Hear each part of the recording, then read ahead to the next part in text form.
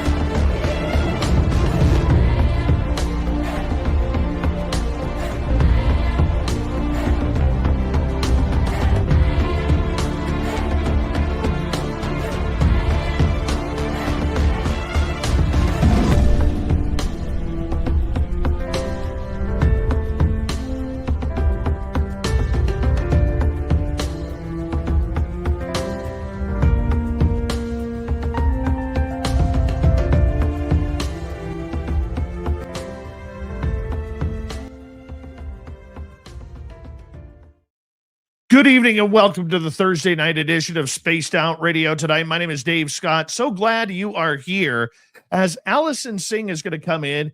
She has this giant 75,000 person Reddit group that she moderates about ET abductees. We're going to get into ET abduction tonight here. Josh Rutledge is going to stop by as well quickly. But first, let us say hello to each and every one of you as we have Eternity Eternal in the gold medal position. Kitty Cattywhack with a silver, Necessary Dialogue with a bronze medal tonight. Race Fan, how you doing tonight?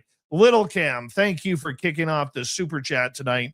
The Super Chat is a wonderful way to support what we do on this show on a nightly basis, so thank you very, very much. Frankie B, how you doing? Mel WD40 is here, lubing us up for tonight's show, because you can't talk about ET abduction without being nice and lubed, so thank you, Mel, for it. And don't forget to give yourself a little shot as well, okay? Stargazer, Road Flare, Kurt M., nice to see you all here. Hi there, Shane Gord, JSCO, Operation Shutdown. How you doing tonight? Thank you for coming on in. Let us move on down. Morwick, how you doing? Mama Catherine, there she is. Mwah. I love you, my dear. I hope you had a great day, and I know you're going to enjoy tonight's show. So you just sit back and get comfy, all right? I'll do all the talking. You just relax. All right, moving on down. T-Bone, my man. How you doing, brother? Good to see you as we continue on with our roll call. Evan Walters pissing me off so much that he'll be signing autographs after the show. Line up to the left of the studio if you don't mind. To the left of the studio. Lisa Smith, how are you tonight? Bar Madison, nice to see you as we continue on with our roll call. Let us say hello next to Jaquetta. Thank you for coming on in. And who else do we have here? It's Missouri Man, everybody. There he is, Missouri Man. Shogun is here. Shogun will be signing autographs after the show as well. Line up to the right of the studio, if you don't mind, to the right of the studio. Moving on down, we got J-Truth, we got Flubber Lane, and the UFO Wizard. Look at the Wizard being here. There he is. Josh Rutledge himself, everybody. You know what? Josh will be signing autographs after the show as well. Line up down the center of the studio, if you don't mind. In the center of the studio. Don't make eye contact, though. He doesn't want that. No, he doesn't want that at all. Al Garay over on Twitch, so excited to talk about ET Contact that he did 414 crop circle sprints in 14 minutes. And he just started to break a sweat on the 411th one. Good job, Al Gray. You're in shape. Look at the Wizard joining our YouTube membership. Thank you, Wizard. Appreciate that, buddy. Moving on down, we have Thomas Rock. We have I'm Hardcore over on X and Honest Content. And the Wizard gifting 5 memberships, too. Look at the Wizard. He's just a generous guy. Just a generous guy. Kaz, how you doing? East Coast Turnaround on X. Thank you for joining us. Parasolo, Mr. Cowley, Elf Warrior, welcome to SOR Chat. As we continue on with our roll call here. Jerence Carter, everybody. Jerence Carter. Let's go to the radio side. Hello and welcome to the radio and podcast side of Spaced Out Radio tonight. My name is Dave Scott. We're getting ready to talk ET Contact. Allyson Sing is here with us for a unique perspective on ET intelligence and contact. We're going to get to her momentarily. We are just in roll call on our YouTube side right now, so bear with us. We're about 35 seconds away from launching this bad boy. Digger Dog, how you doing? Hello, Dirty. Hello, Dirty. Go have an Nanaimo bar, Dirty. T-Bone, my man, thank you for that lovely super chat. We appreciate you, buddy.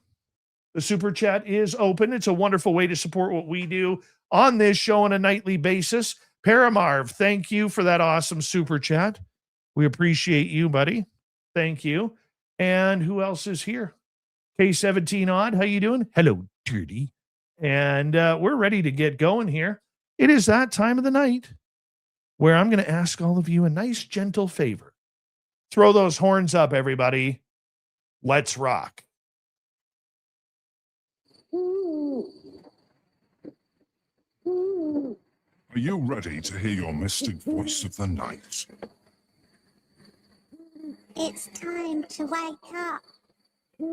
He's here. Be quiet. He's ready for you to listen.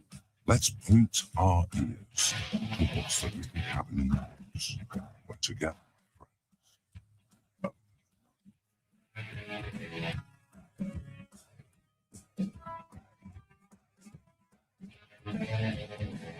It's time for Spaced Out Radio with Dave Scott.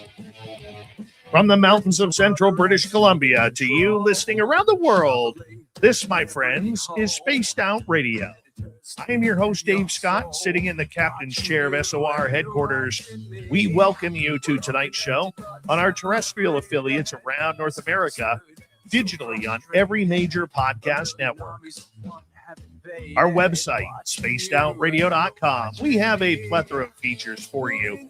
Rock out Bumblefoot, read the newswire, check out our swag as well. You can follow us on X at Spaced Out Radio, Instagram at Spaced Out Radio Show, and on Patreon in the Space Travelers Club. Tonight's show is brought to you by CaribouCon. Get your tickets right now at cariboucon.com for British Columbia's only paranormal conference, September 18th through 20th in the heart of British Columbia. We are going to get into ET contact tonight. What's it like? Why is it such an ignored subject in this UFO disclosure world? Allyson Sing is going to join us here momentarily. Then in hour number 3, Swamp Dweller will be here for another spooky story. We're going to follow that up with Grant Baker and the UFO Report. So let's get right to it. We are going to start off with a special introduction to the wizard, Josh Rutledge, who is here because he has just seen Steven Spielberg's latest movie called Disclosure Day. And Josh, you know, I want a rundown, man. I don't want you to give away everything, but no spoilers, but we're hearing a lot of people saying, you know what? Holy cow, Steven Spielberg's bringing disclosure. You know, we talked about it before. I didn't go into it thinking Disclosure Day was going to be a step towards disclosure, but I left the movie feeling like it might be that. Not in the way of like, that it introduced a new topic or that it introduced, new footage that we haven't potentially seen before, but rather that I think it may trigger people that have suppressed their own contact for a long time. I think that this movie may do what the Communion cover did for Whitley Strieber's book, all those years ago, where all of a sudden people are going to see this and it's going to awaken some part of themselves that they have, kept hidden either on purpose or because of some other reason. I was emotional many times throughout the movie, and I've spoken with others that have seen it as well. And if they were an experiencer, the movie was emotional for them. How long was the movie? I don't really know. It was somewhere around 2 hours, something like that. I mean, it doesn't feel long. It's very well assembled. There's never really a down time. Even a lot of movies go through character development, and in those character development times, there tends to be a little slower in the action. But you jump right into the action and character development. It all just seamlessly stitches together. When I think about Spielberg's other movies that he's made, it's kind of the same thing, right? And you think about the character development aspect of the movie, it's stitched well with the action or the storytelling that's happening in the movie too. And he just knocked it out of the park again. How closely tied is it to Close Encounters of the Third Kind? I don't think tied at all to it. It's really a separate story that's being told. It's separate but similar. In Close Encounters of the Third Kind, that in itself was a disclosure type movie. For the individuals who had been contactees or even potentially abductees, for them to find to want to chase the clues to find their answer. And so along that same vein, this movie follows a similar kind of format. But there's no, like, I watched several times. I mentioned myself, hey, pay attention to see if there's any callback or Easter eggs to Close Encounters of the Third Kind, and I didn't really see any throughout the film. There's one time where they end up in like a farmhouse, and I wondered if it was the same farmhouse that was in Indiana, where the little boy goes missing. Barry. Yeah. But I went and looked it up, and that farmhouse was different. So I thought during the movie that might have been the same farmhouse, and that would have been a neat little callback to include. But so I didn't really find anything in the movie that was an Easter egg for that earlier film. But I think it's Spielberg doing what Spielberg does best, and that is tell a story that leaves you inspired and just wondering, what if. I'll also say, without spoiling anything, I hope this next say, he does a really good job of answering the potential religious aspect of disclosure. And I mean, I got goosebumps when the character on scene gave the religious answer for what if. And yeah, so bottom line, it's a phenomenal film. I will see it probably a few more times in the theater, and I will definitely own it when it comes out. One quick question before we let you go here. Shogun is asking, did the movie comment at all on alien hybrids? Yes, but not in the way you're thinking. And I'll leave it at that. I love the fact that you were leaving us on a cliffhanger. Josh Rutledge, the UFO wizard, we always appreciate when you hop in with us, my friend. Thank you very much. Thanks, Dave. You have a good night. Buddy. Josh Rutledge, the UFO wizard, everybody. So now what we're going to do is we're going to get to our guest tonight. Allyson Sing is an experiencer, advocate, and community leader dedicated to supporting individuals who have encountered anomalous and unexplained phenomena. Since 2023, she has served as a moderator for a giant Reddit community, r/experiencers, under the username u/Bilbo Swaggins. Love the name, by the way, Allyson. Love the name. Bilbo Swaggins 0011. Helping to create a safe and welcoming environment where people can openly discuss their extraordinary experiences. She is also very active within the private experiencer-focused Discord communities, where Allyson provides guidance, support, and understanding to those seeking answers. Yet through her work, Allyson has connected with experiencers from all walks of life, hearing firsthand accounts that range from UFO and extraterrestrial encounters to spiritual, paranormal, and conscious related phenomena. Her primary focus is reducing the stigma often associated with these experiences. Let's bring her on in for the first time. Allyson Sing, welcome to Spaced Out Radio. How are you? Hi, Dave. I'm doing good. How are you? Good. I am so glad that you're here because you know what? I do a lot of shows. If you notice my list, I've done a lot of shows on these great topics that we love. But my favorite shows are from people like you. Okay? Real experiencers, real account, getting to the heart of this subject, which is the people who are affected by it. Now, I want our audience for a couple of minutes to learn a little bit about you. How long have you been an experiencer, and why did you decide to do something about it? Well, I've been an experiencer my entire life in some form or another. It just took several years to really connect the dots. There are a lot of different anomalous experiences that one can have that seem so separate and individuated from one another until you start noticing overlapping patterns and symbolism and archetypes and start to realize that these all form one really large picture. And maybe they're not all so separate.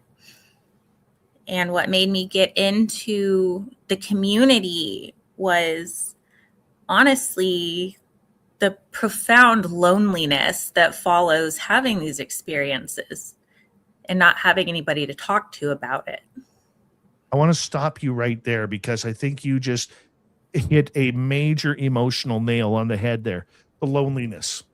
Let's talk about the loneliness, because for a lot of people, and I know I've gone through this myself, the loneliness that people have, they're afraid to tell people what happened. They're afraid to tell their family, their friends, their most trusted compatriots about what's going on for the fear of ridicule, resentment, and even the end of friendship. And I'm pretty sure that, you know, like myself as an experiencer, you've probably, and many others that you've talked to, have lost friends and family because of disbelief and thought of some sort of psychotic trauma. I haven't told enough of mine about it to really lose anybody. I have been kind of, shrugged off as quirky, but I've only told a very select few about my experiences, and a lot of people will be finding out for the first time. So I'm kind of coming out of the woo closet tonight for the first time ever. How do you feel about that? Terrified, Dave. Are you more afraid of people finding out that you're an experiencer or people judging you that you're an experiencer? Both. A little bit of both. Of course, I do not look forward to any stigma that can be attached to that. I like to think of myself as a rational and reasonable person, and I don't want anyone to think otherwise of me, but most people feel the same way. And I also, given the area I live in, I do worry about repercussion, any certain repercussions that could come from that. Yeah. okay, Which let's, I know I want to take this topic into a whole different realm of stories that you've learned on Reddit and the importance in this disclosure movement to not forget about the experiencers, because it seems like every time this topic gets public and popular, that the experiencers are shoved to the side and said, you weirdos stay over there. You're not needed in the big person conversation here. You go play with your blocks. We're going to do physics and mathematics over here. Here's my credentials. You go sit down. That is a perfect analogy. Perfect analogy. Oh, I want to talk about you though for a couple of minutes here. What happen to you? What makes you an experiencer? I didn't realize it until I did not realize and accept it until roughly 2021. I had severe imposter syndrome regarding the phenomenon. But my first undeniable experience that I had that I then tied back to former life experiences was in 2008. I was freshly graduated from high school. I've had an interest in ancient history, folklore, just all of those different topics ever since I was a child. And at the time, I was on a little kick researching the overlaps between like Mayan and Hopi prophecies, because 2012 was a big topic then. And I was digging through all these things, and I'm just looking over this vast amount of apparent esoteric knowledge, wondering how did they come about this? How does this happen? And I made a desperate plea to, I guess you could say, God or the universe. It's like, I want to know what they knew. And shortly thereafter, after I fall asleep, I find myself aboard a craft.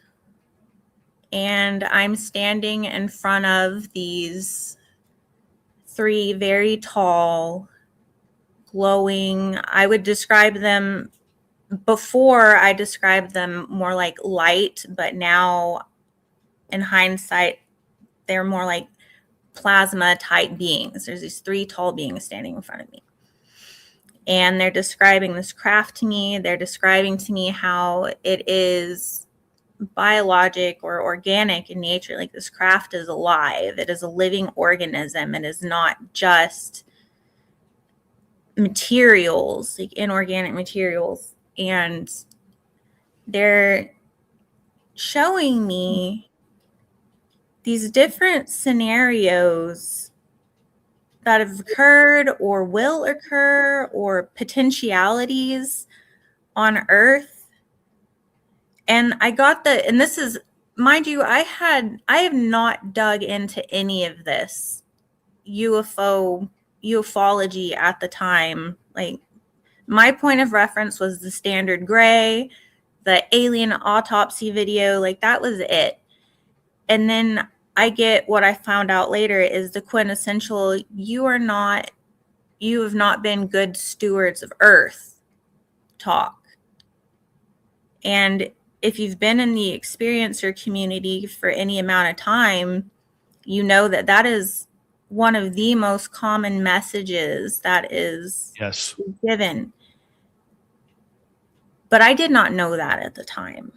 And what's shocking to me is they're not speaking to me. This is all telepathic. And it's not words. It is these these entire concepts being projected directly mind to mind. And that was such a bizarre experience for me, obviously. And then I'm also seeing there's not a physical screen, but I'm seeing almost like an old film reel of images go by of these different scenarios on Earth, some looking catastrophic, but I'm not given any context. Like, did this occur? Is this going to occur? Is this just a potential outcome? I don't know. I'm not, and if I was given the context, I don't remember. I feel like there is a lot. It was such a massive download in what felt like such a short amount of time, but such a long amount of time. The dilation effect is so insane. Who took you? I don't know who they are. They were the plasma light looking tall beings. So how did you feel then when all of a sudden you hear a press conference going on in Washington D.C. and they start talking about these translucent plasma tall beings? I was just talking to my friend about this yesterday because he was saying, a better way to describe these to the masses would be, like a ghost, because it fits the description, translucent, almost like a light. And he's saying this is more like a description of a ghost. And with me, like my alarm bells are going off. It's like, no, these are the first entities I saw. And the number of synchronicities that have led up to this interview for me and the things that have occurred just since you invited me on has been astronomical. Like too many to be able to count and disclose. Just every time I turn around, I'm just like, are you kidding me? So I don't know. That was with the Grush thing, and then Now, for you, has it been a consistent abduction contact experience, or is it just been a couple of times? there have been 3.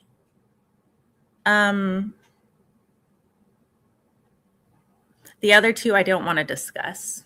Not a problem. That is very much okay. We have about 2.5 minutes to go before we go to break at the bottom of the hour.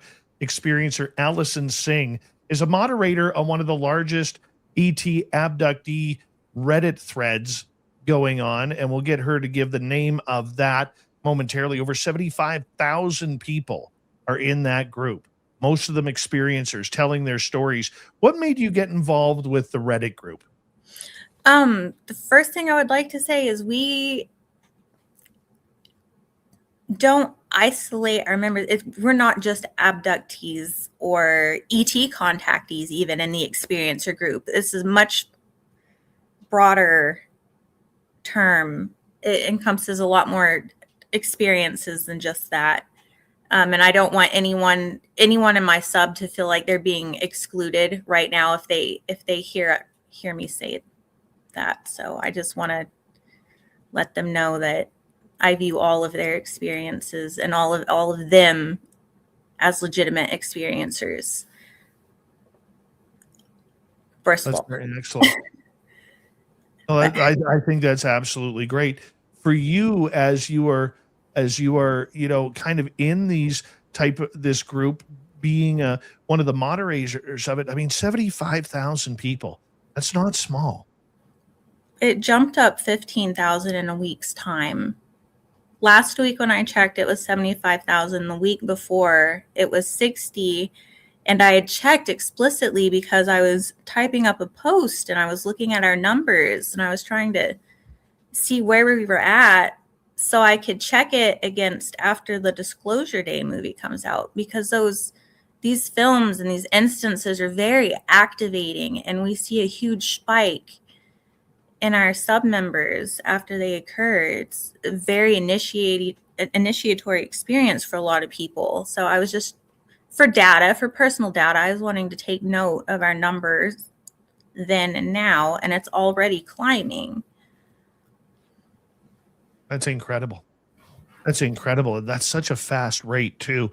Do you feel, as we go to break here, do you feel that this is a topic that is only going to grow, that there is going to be people who are triggered by this Disclosure Day, that Josh talked about by Steven Spielberg here? Or do you think that people, because of the UFO story that is going on right now with the potential work towards disclosure, that people are now paying attention? I'm going to get you to not answer that now. I want you to answer it after the break, because we are going to go to break at the bottom of the hour. Experiencers Talk here on Spaced Out Radio. These are the best shows that we do because we're dealing with the heart of the matter when it comes to ET contact and abduction. Allyson Sing is our guest tonight. We'll be right back.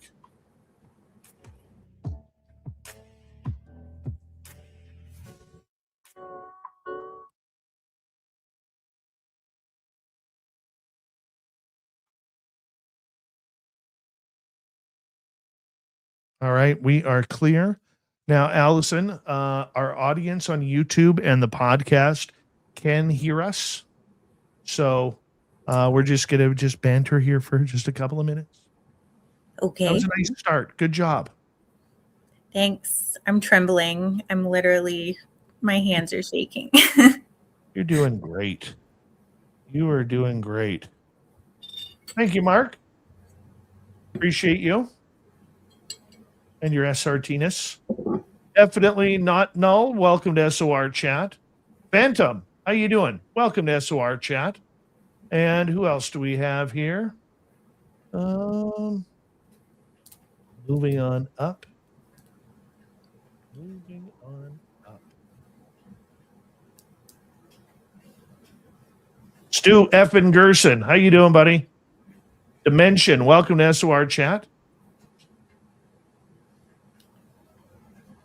Magnus Vermagnuson, Archon, how you doing?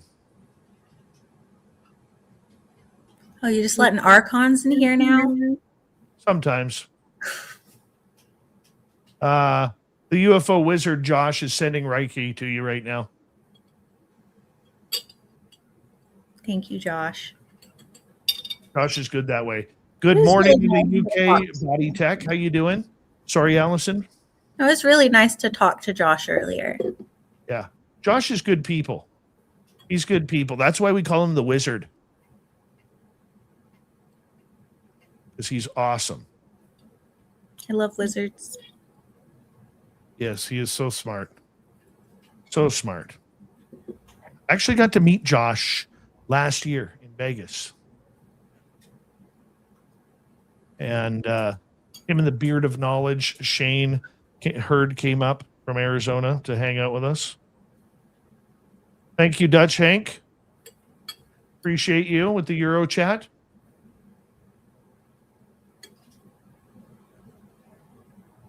Are you doing Vegas this year? I was going to. I'm probably later on this year. Hey, Cuff Rose, how you doing? Probably later on this year. I need my annual trek out to Area 51. I've always wanted to go. Maybe I can meet you there. Come join us. We'll send you a date. Probably in October. Ooh, perfect. Yeah. Probably in October. Even though that's hunting season. We'll figure it out.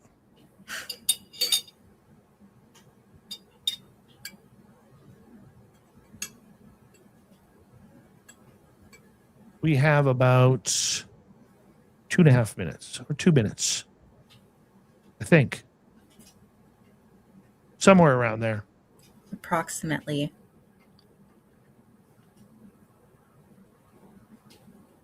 Approximately. Hey, Cuff Rose, did I say hello to you? I can't remember.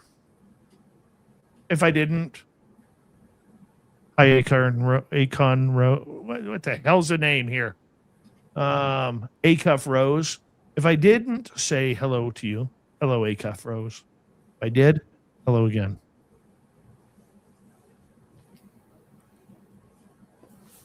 K17 Odd saying, you are not alone. I have had ET encounters since I was 7 years old.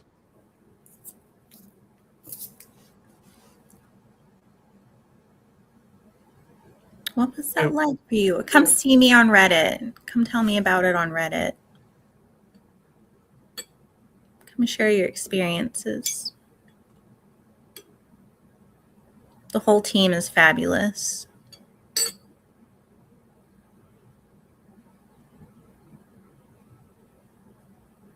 Archon, if you do it, great. Come up to Caribou Con, September 18th through 20th.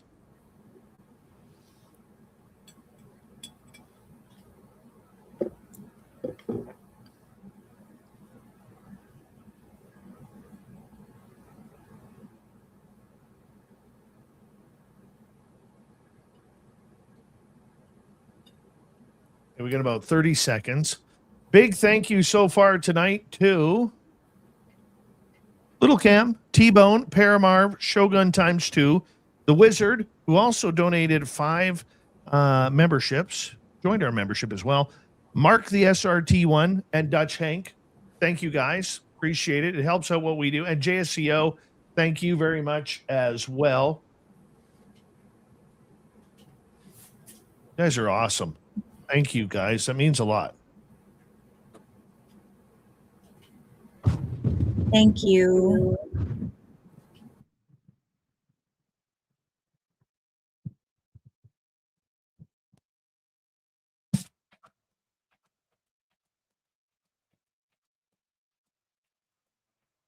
Here comes the second half hour of Spaced Out Radio tonight. My name is Dave Scott.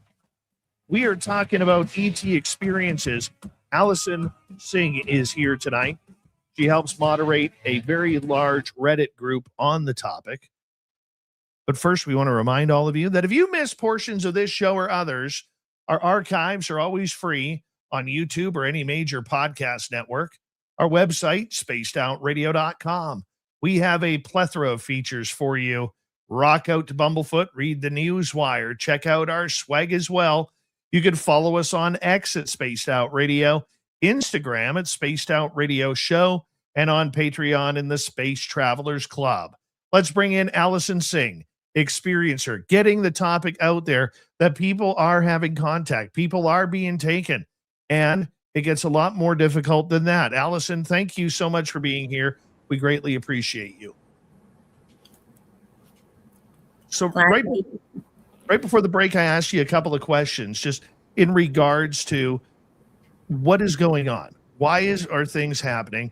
How are we feeling the way we feel about this, the denialism of it all? Where do you stand on all of that? Why are these things happening? Yes. I couldn't tell you, and I'm not going to pretend to have the answer. That is way beyond my pay grade. I just feel like it's inevitable. It's just something that's supposed to happen, I guess, intuitively. If I had to guess, that's what my guess would be. And regarding the denialism, your guess is also as good as mine.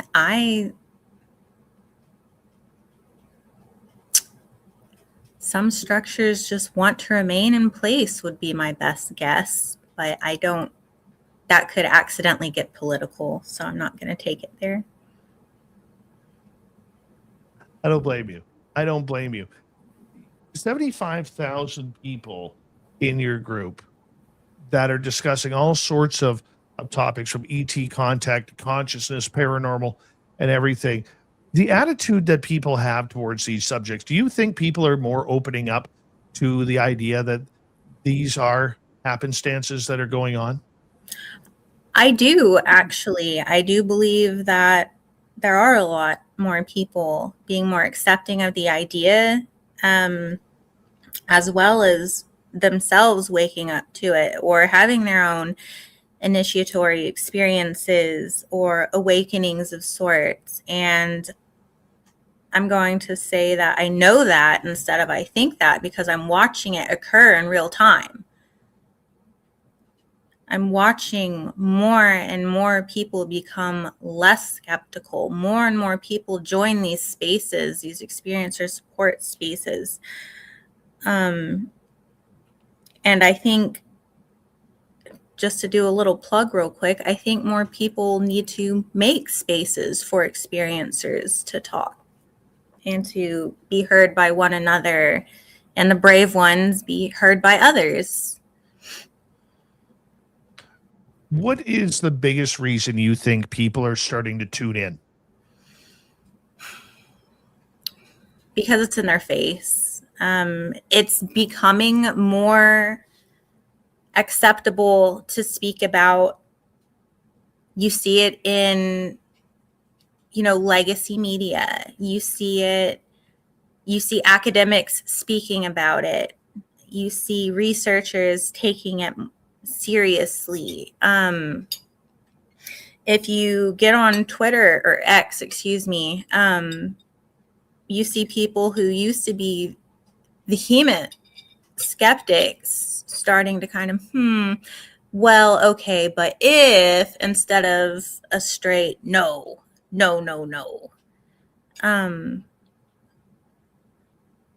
there's more data being accumulated, and it's giving people permission to think about it and talk about it seriously.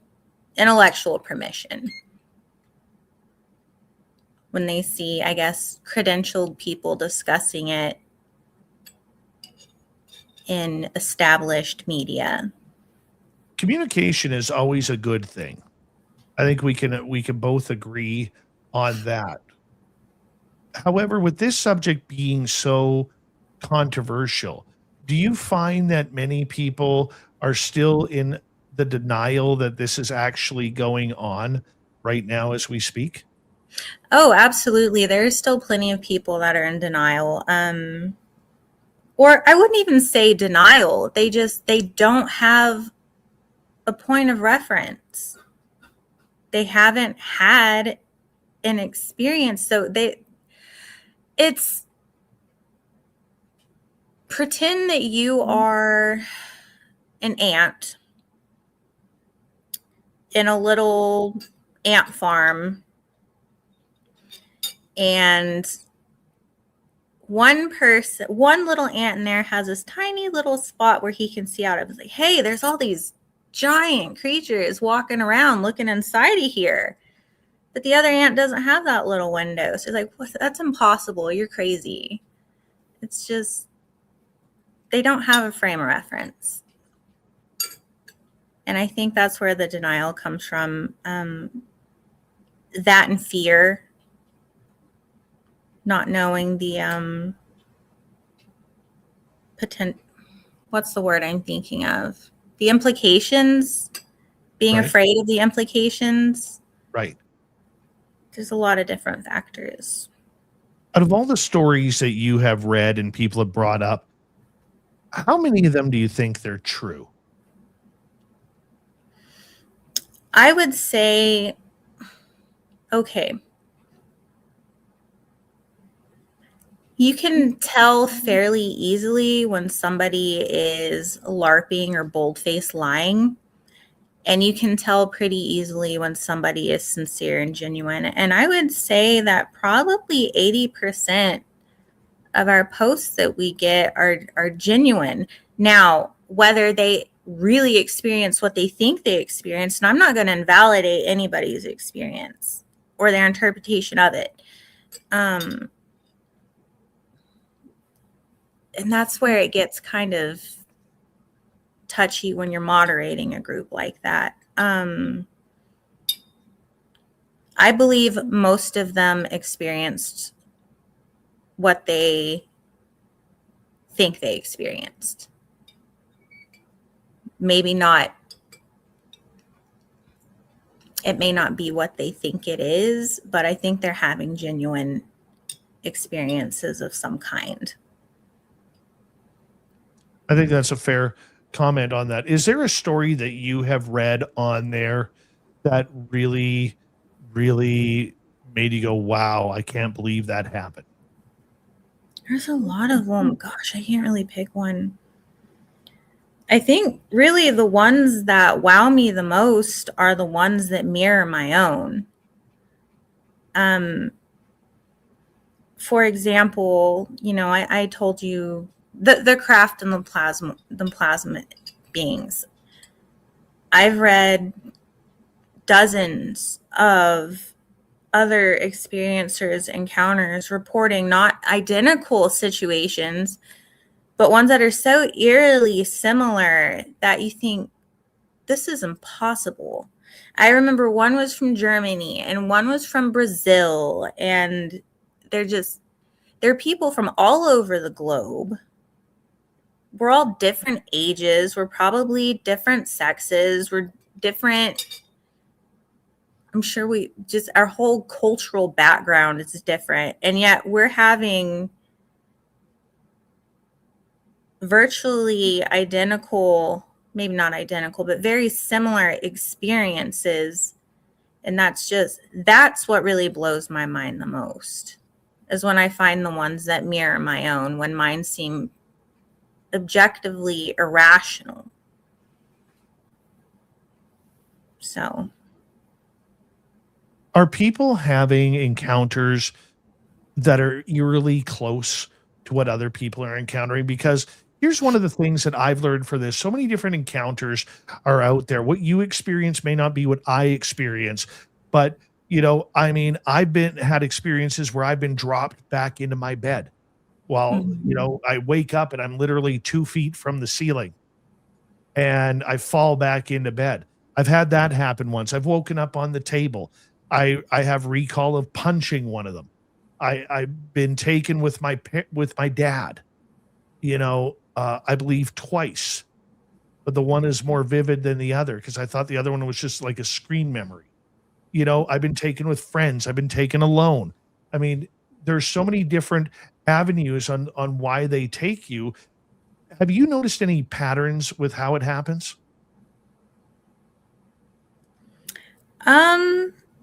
Yes. And there's actually a lot of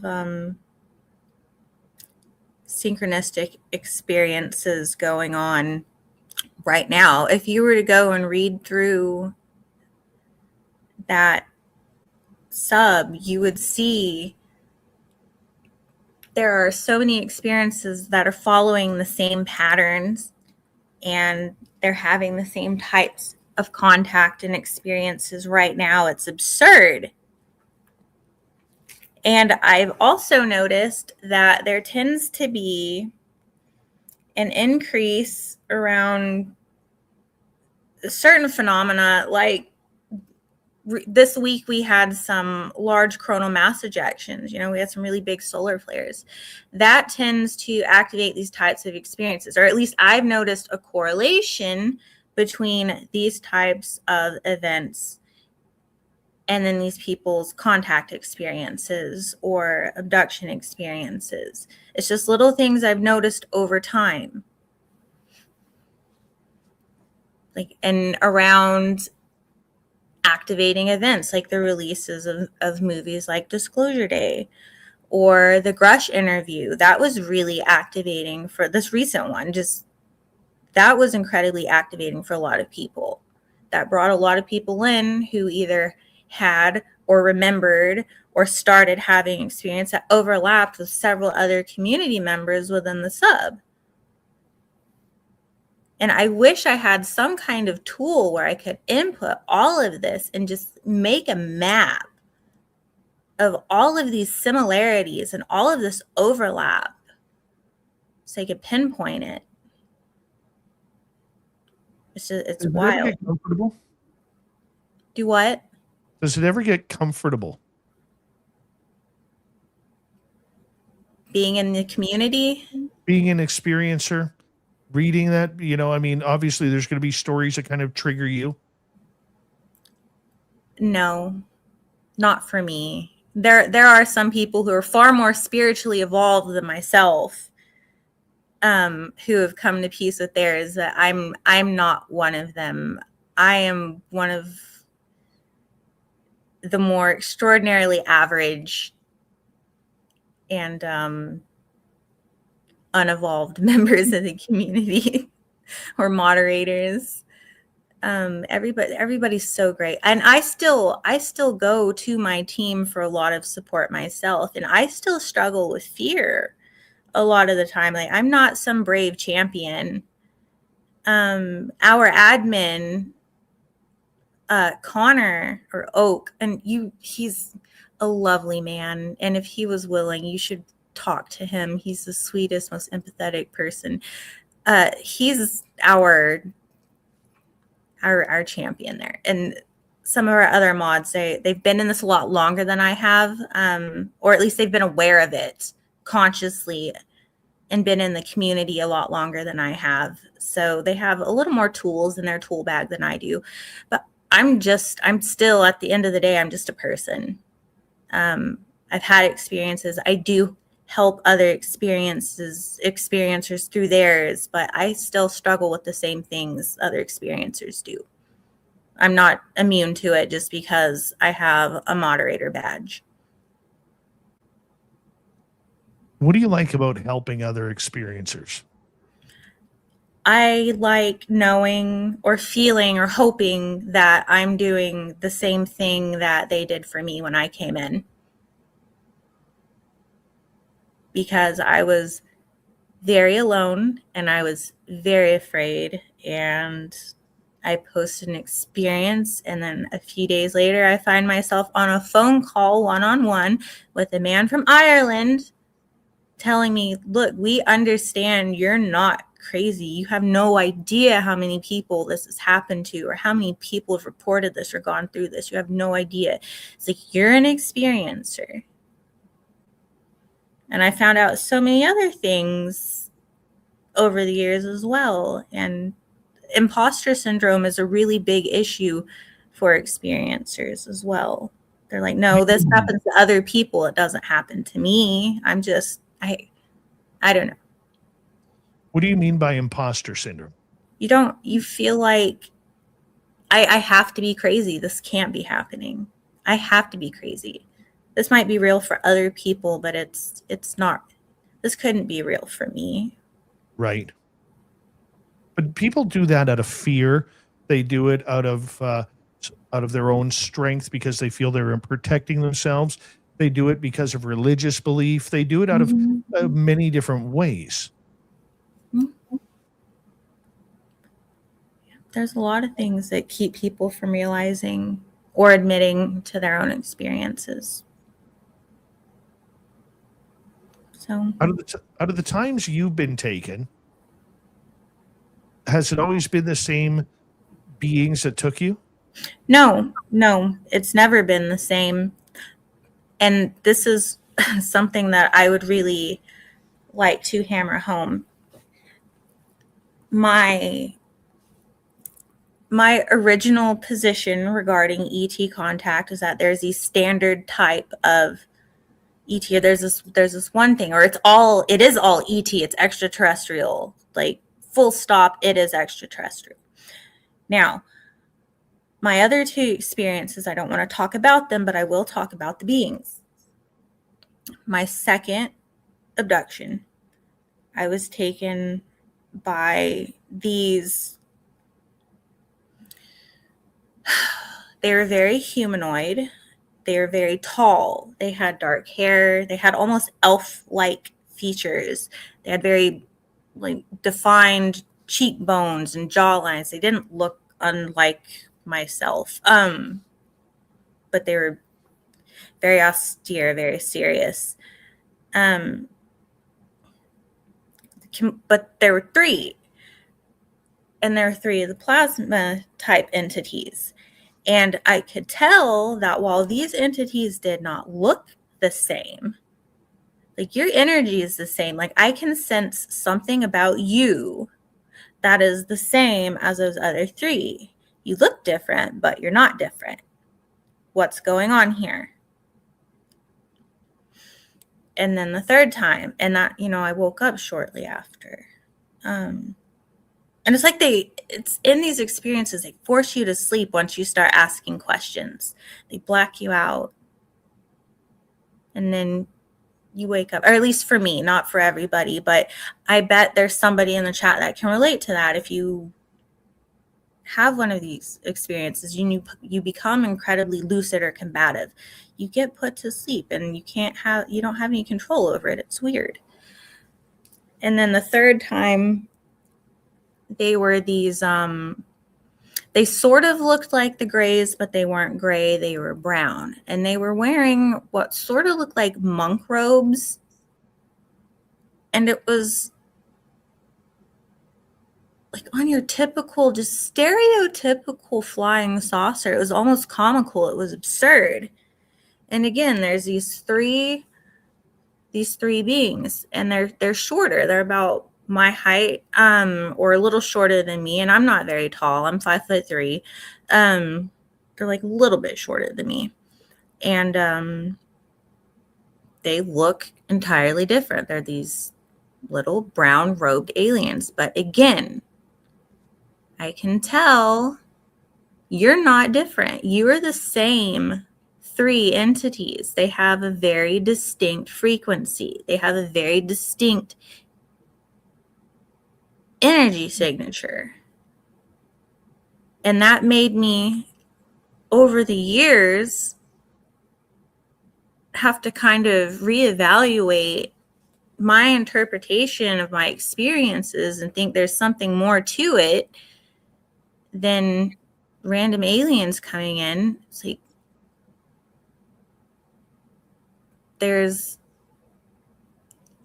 could this be the same phenomenon, the same entities taking different forms?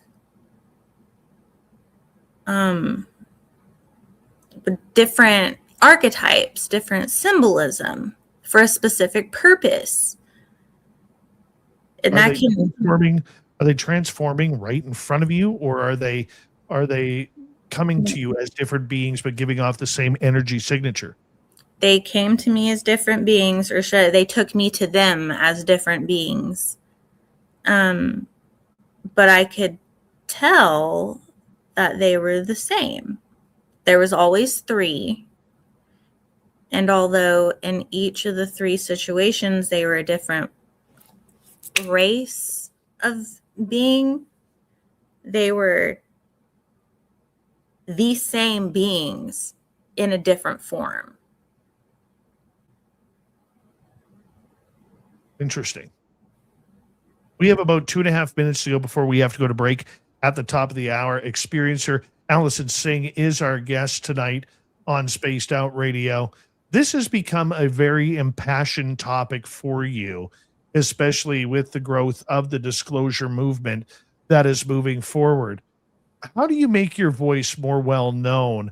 Maybe not for publicity, but in categorizing the topic to the general people out there who may not understand or believe that there are people just like you and me, doctors, lawyers, radio hosts, sports athletes, musicians, the people who pump your gas to the people who are making and growing your food.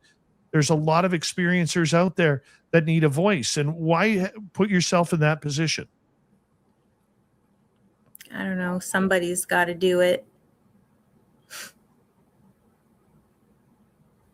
That's a very general answer for a very deep question.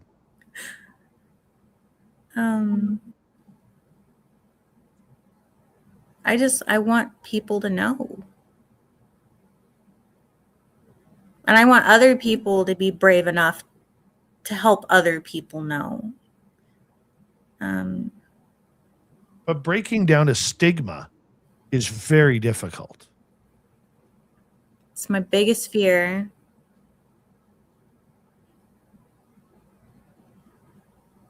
It's very difficult. And I don't know that I'm going to succeed in it. I mean, anyone outside of this community or the experiencer community in your chat, like, I'm preaching to the choir here, but anyone outside of here is go, she's nuts. They're all nuts.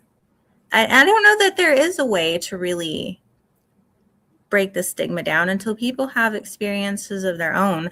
I would just like to, if nothing else, I would like to be able to plant a seed of curiosity. Like I want at least to plant a seed of curiosity in people. Like, stop and think, what if you are a skeptic, if you haven't had experiences, and if you doubt those who do, say, what if I'm telling the truth right now? What if this is all real? What if you just don't realize it yet? Like, why not be curious? What does it hurt to be curious? I don't know. No, I think that's great. And when we come back from the break at the top of the hour, I want to get into some audience questions. But before that, I want to talk to you about disclosure, because I know you are very impassioned about the fact of getting the experiencers out there, getting the attention of the public, the media, and everybody to say, hey, this isn't just about nuts and bolts. This isn't about propulsion. There's real people having real experiences and real encounters. Allyson Sing is our guest tonight on Spaced Out Radio. This is Spaced Out Radio with host Dave Scott.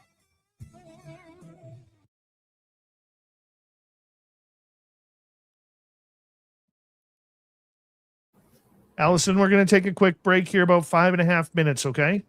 Okay. We're going to play a video. Here we go.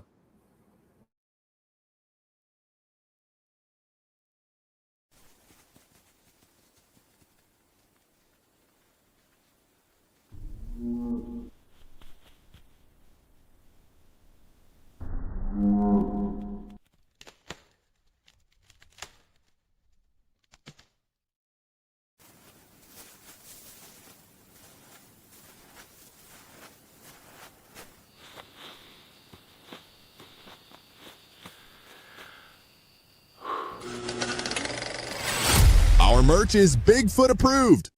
We have t-shirts, we have mugs, we have hoodies, we have socks, we have hats, we have stickers, and so much more. Whatever you're looking for, we have you covered. Why just be a fan of the paranormal when you can buy Spaced Out Radio merch and look the part? Our merch ain't ugly, folks. Check out the Spaced Out Radio store. Find the link in the description below.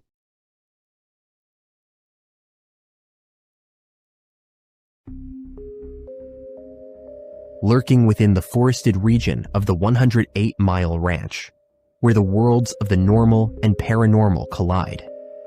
CaribouCon is waiting for you, bringing together a panel of renowned experts in the paranormal, cryptid research, and UFO phenomena fields.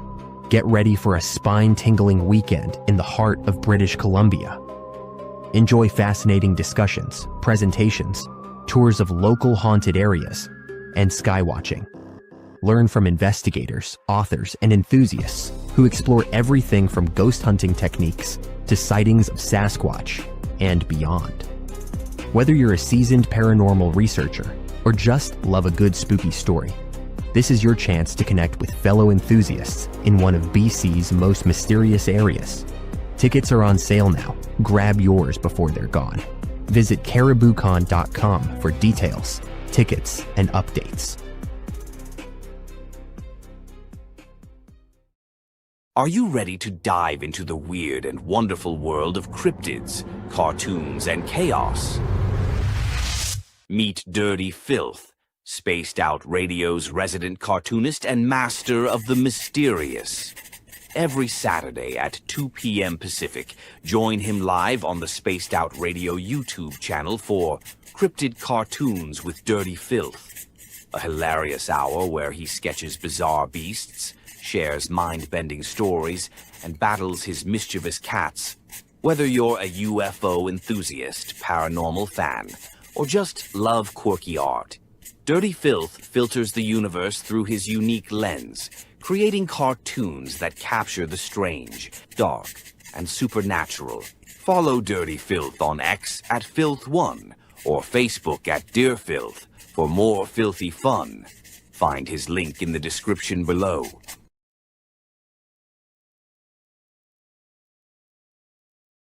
Spaced Out Radio wants to hear from you. We love our community, and your voice truly matters. Drop a comment after every show and let us know what you thought. Agree with our guests? Tell us why. Disagree? We want to hear that too. We read every single comment. Jump into the live chat during the broadcast and be part of the conversation in real time.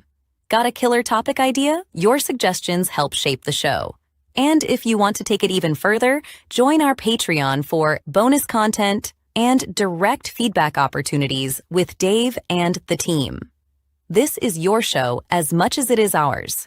Whether you're a longtime listener or brand new, we want your thoughts, your questions, and your ideas. And let's keep building this incredible community together. Spaced Out Radio, where the conversation never ends. What are you waiting for? We're listening.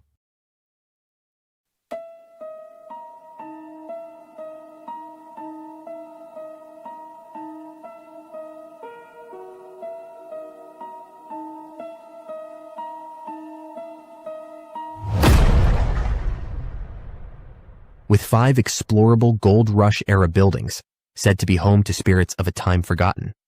The 108-mile heritage site in the heart of BC's Caribou region offers a unique opportunity for thrill seekers and history buffs. For an evening of historical fun, step into our guided ghost tours, where spine-chilling stories of Gold Rush legends and unexplained encounters come alive. For those craving even more, inquire with us about conducting a hands-on paranormal investigation of your own. And if you're truly brave, book our haunted sleepovers. Spend the night at our B&B inside the McNeil House to truly experience this historical landmark and its ghostly secrets firsthand. For booking or inquiries, go to haunted108.com.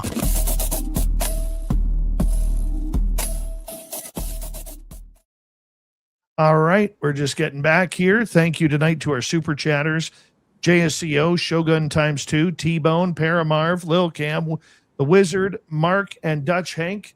We greatly appreciate your love and support of this show. And Vincent, how you doing tonight? Nice to see you.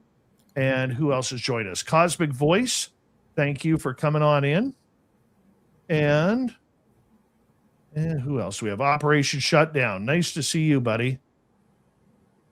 We're coming back in about 10 seconds. Majestic Madness, welcome to SOR Chat.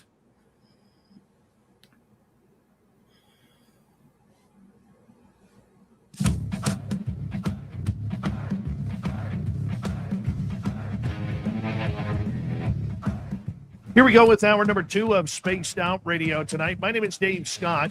We are so glad to have you here as we are talking about ET contactees. Allyson Sing is our guest tonight.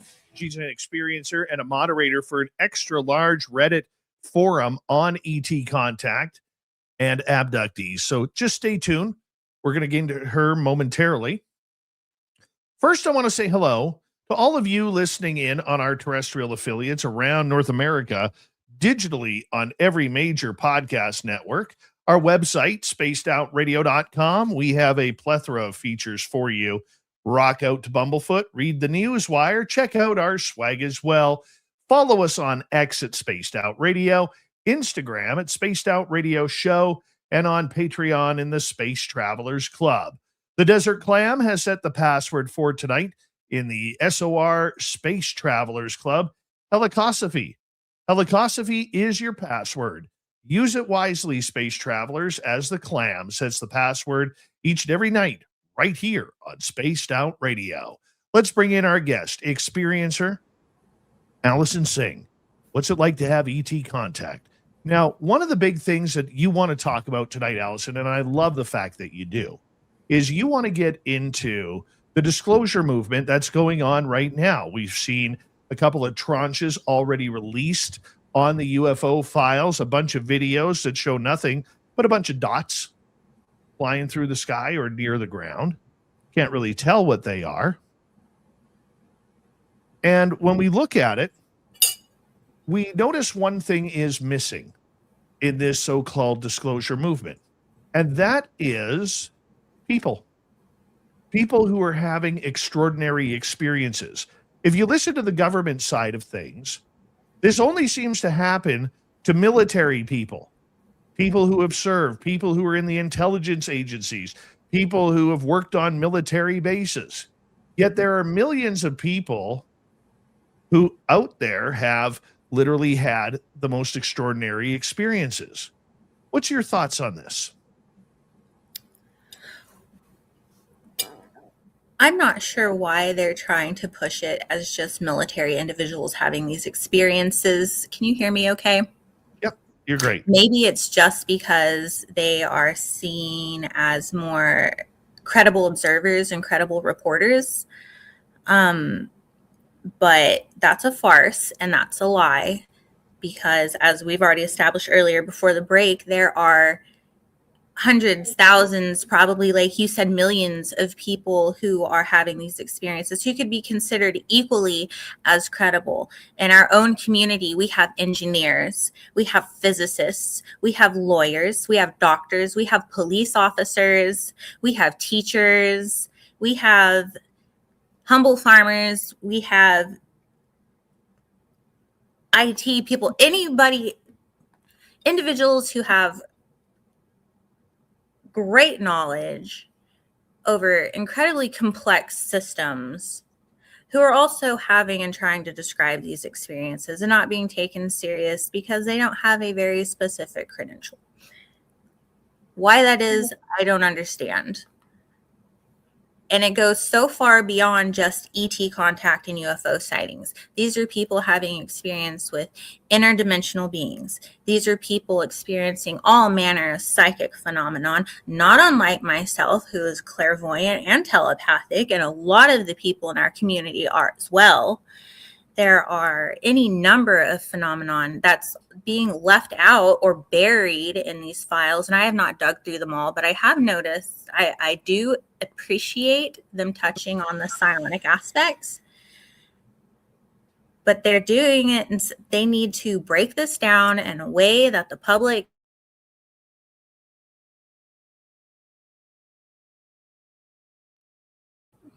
Did I mute me? Did you mute me? There you go. I apologize. I don't know what happened there. I think I hit my touchpad and it was sitting on the mute button. What was I saying? I was on a tangent. You were talking about the, we have people from all walks of life who are having the experiences of a lifetime.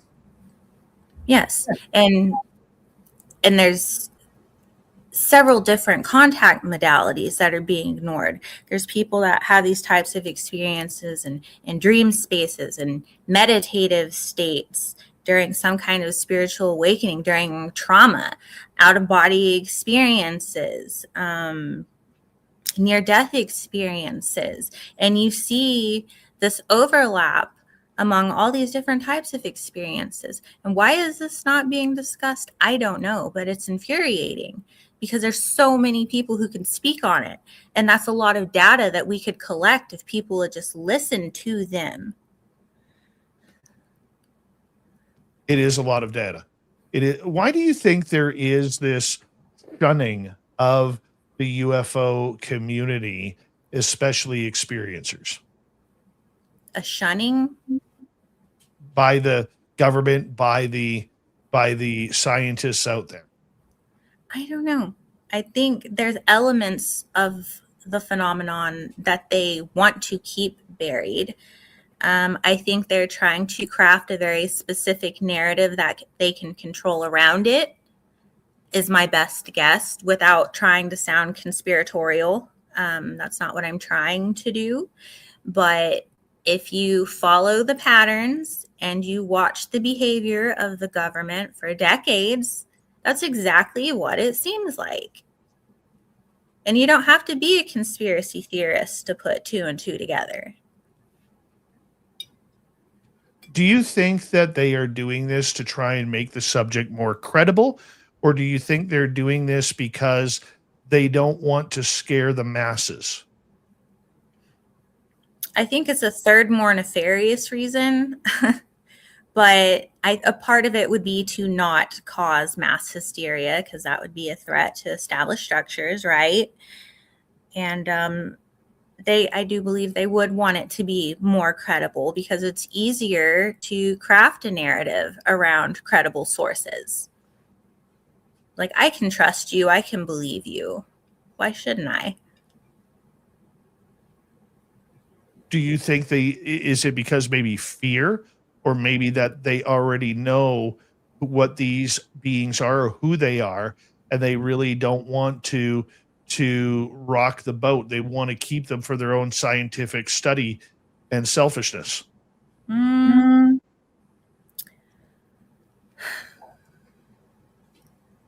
think some of them know. I think some of them have an awareness, and I think some of them know that it extends beyond physical extraterrestrial beings, which is a lot more frightening to the layman.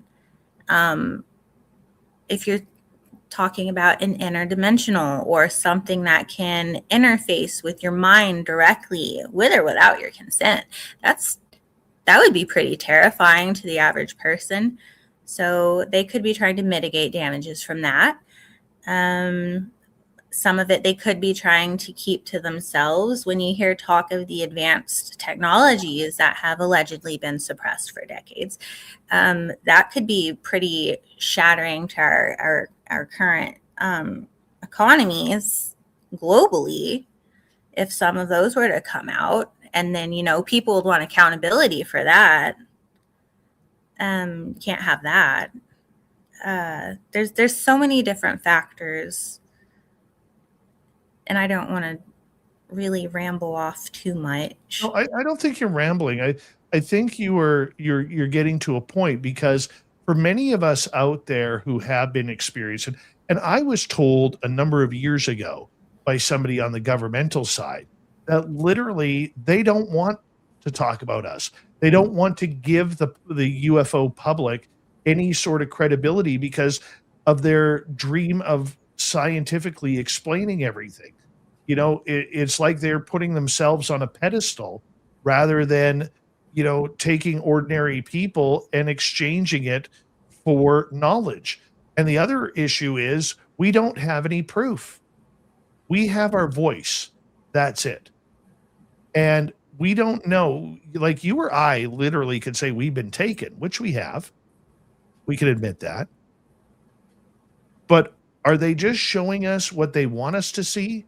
Or is there something behind that facade that we haven't seen? And because we have no camera proof, no video proof, no real evidence to back it, that's where they seem to fear that we're not credible enough to even help them in any direction. I don't agree with that, but that seems to be the justification. My question is, how are they going to prove it? How do they intend to prove it? What evidence are they going to present to us that couldn't be created on Midjourney?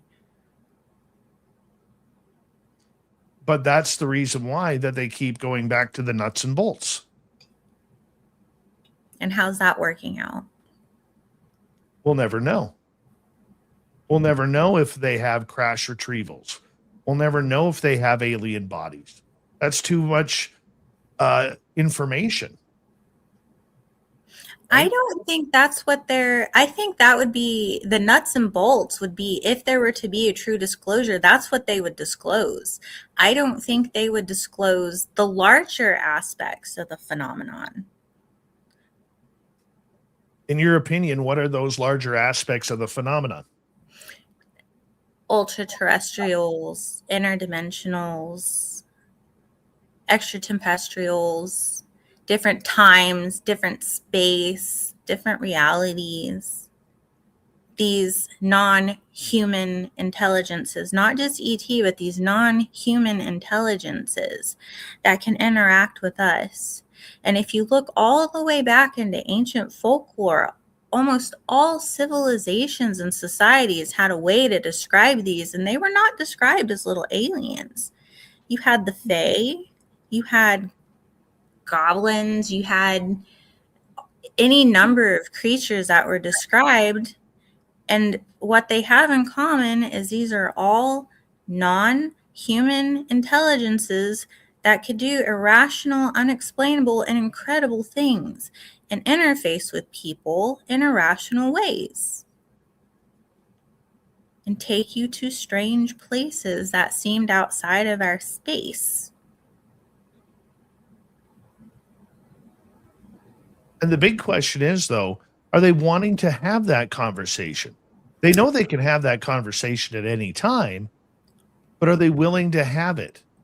Because it opens up different paradigms. And personally, I think one of the reasons is because they don't have control of the phenomena, that they want to be able to at least control the people on what they have. And the majority of people on this planet are still very unsure about what is going on with ET contact and extraterrestrial visitation. I feel like that part's the stepping stone. It's like the segue into the bigger picture, if that is to be released. And there's all kinds of theories floating around about a timeline of where I'm sure you've heard them, where they have to release certain information or they're going to upset some race somewhere. Have you heard that? I'm sure you have. I've heard rumors of it, that there is one upset race. I've heard that it has to deal with Roswell. So, I mean, I think if that were the case, we're just speculating, the nuts and bolts would just be the stepping stone. Like, that would be the training wheels into the phenomenon before disclosing aspects of the bigger picture in a small trickle. And that would be very ontologically shocking. And it would shift people's paradigms and their worldviews. There would be consequences. Whether that's a bad thing or a good thing is up to each individual on their specific journey. What's the proper journey for an experiencer? I don't think there is a proper journey. I can't speak to any experiencer's individual journey. And I won't pretend to. That's because it's individual for people who don't understand. Yes. Do you think then for the experiencers out there, and I know you're not speaking for all experiencers, but I'm going to ask anyways. Do you think that there is a common ground that can be found between the experiencer and those in the scientific community?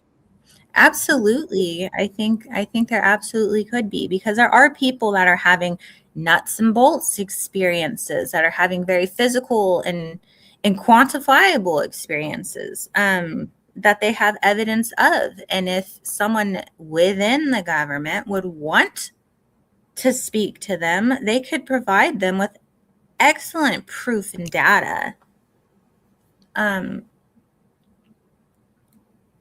they won't. They won't. So Why do you think the government is hiding it? What's your opinion on it? I don't know. That's really the big question, and it's the one I wonder all the time. Like, why?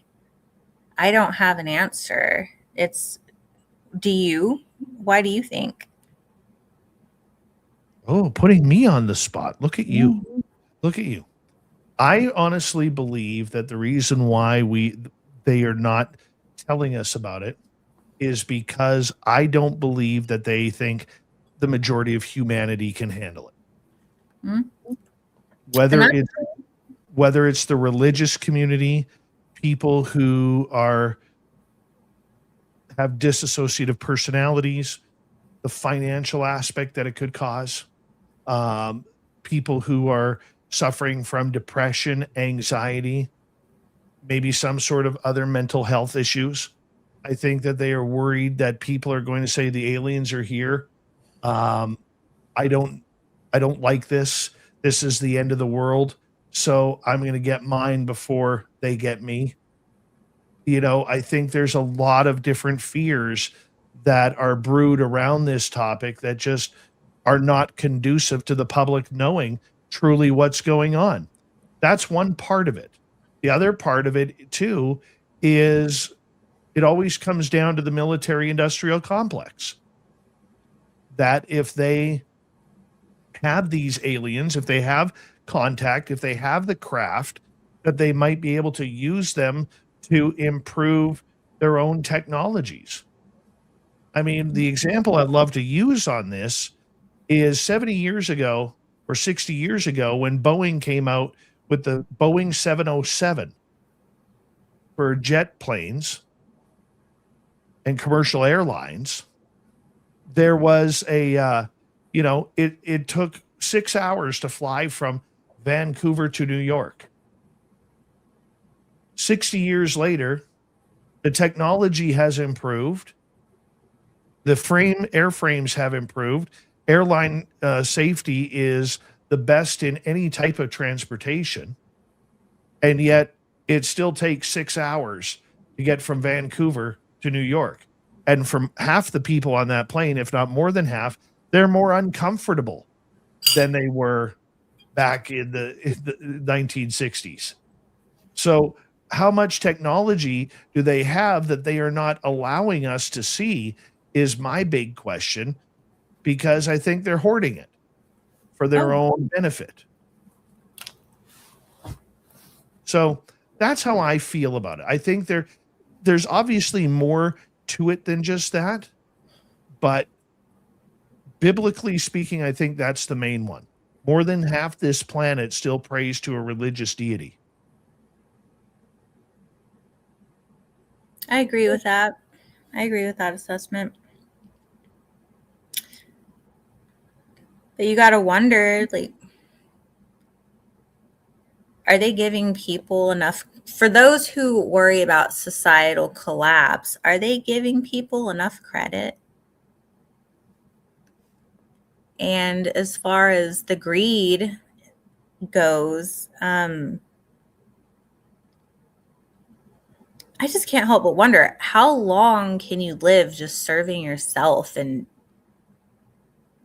how can you not want for more? How can you not want to see that expand? How can you not want to see where these technologies can take us into the future as a society, what they can do for people? There's rumors that there's 0 point energy. There's rumors of 0 point batteries being created to be marketed by the year 2028. Have you seen that? No, that one I haven't seen. I'll pull up a link and I'll send it to you. But that would alter,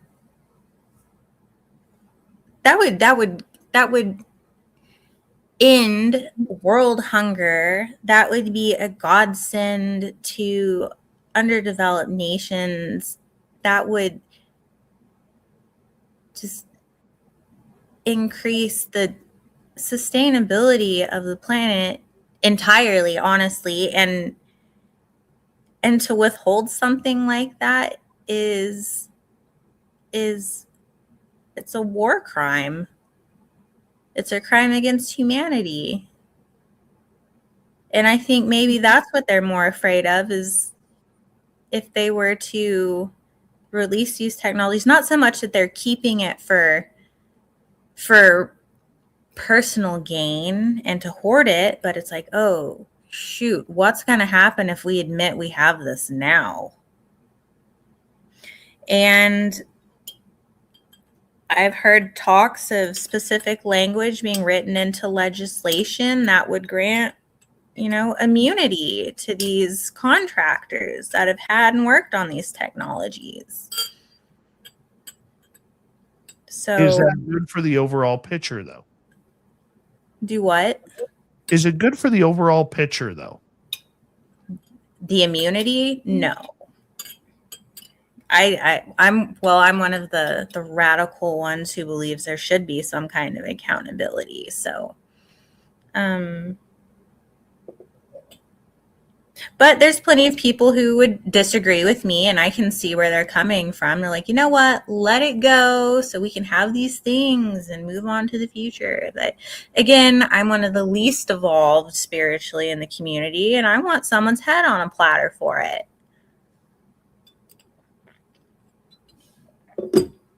You find then, as we got about a minute to go before we go to break, Allyson Sing is our guest tonight on Spaced Out Radio. Do you find that there are people within the government who would like to get into this conversation, but it's almost like they're being thrown stall tactics? I would think so. And I'm going to be honest, I really haven't been keeping up with much of the testimony or anything lately, just because it's been so exhausting. But I do believe that there are genuinely people within the government or elsewhere that would like to come out about it, but they don't have the protections they need to do so. I also heard that a lot of the people involved in this subject are experiencers themselves. And that is why they are doing what they are doing behind the scenes in studying these subjects, whether they've seen UFOs, whether they've been abducted themselves. It kind of makes you wonder, if they are actually hiring people who are experiencers, who are more telepathic, psychic, in order to try and communicate with whatever these beings or biological craft are. Hold on right there, because we are going to go to break on Spaced Out Radio.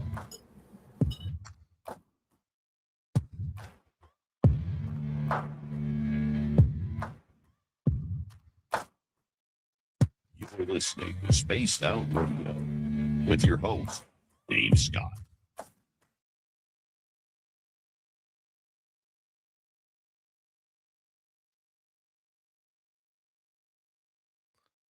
All right, we're clear. Thank you, Spiritual Ascension. Yennefer with a soft J. How you doing? My shoulder's killing me right now. Oh, having it up on my ledge here. I feel like I gotta just throw it up here and just let it drop.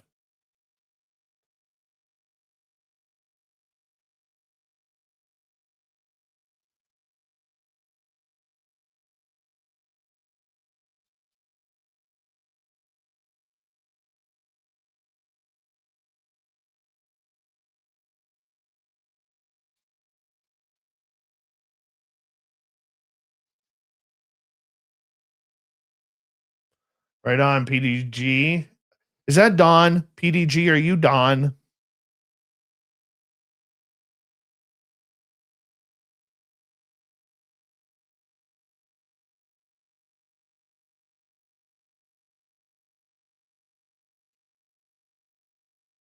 Blackthorn, how are you? Well, let's bring our friend Allyson in. By the way, everybody, she's our friend now. We like her.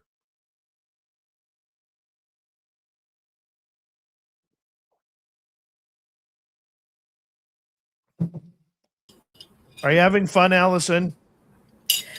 Yeah, I'm still trying to get past the nerves, but I'm having a good time. It's nice to get to chat about these things. People are loving you, just so you know. I've been too afraid to look. Here's one from Vincent in Manitoba. All hail Allyson. Oh, stop it, you. I'm just a girl.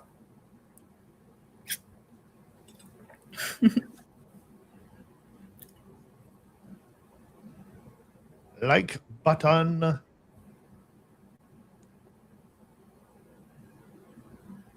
Oh.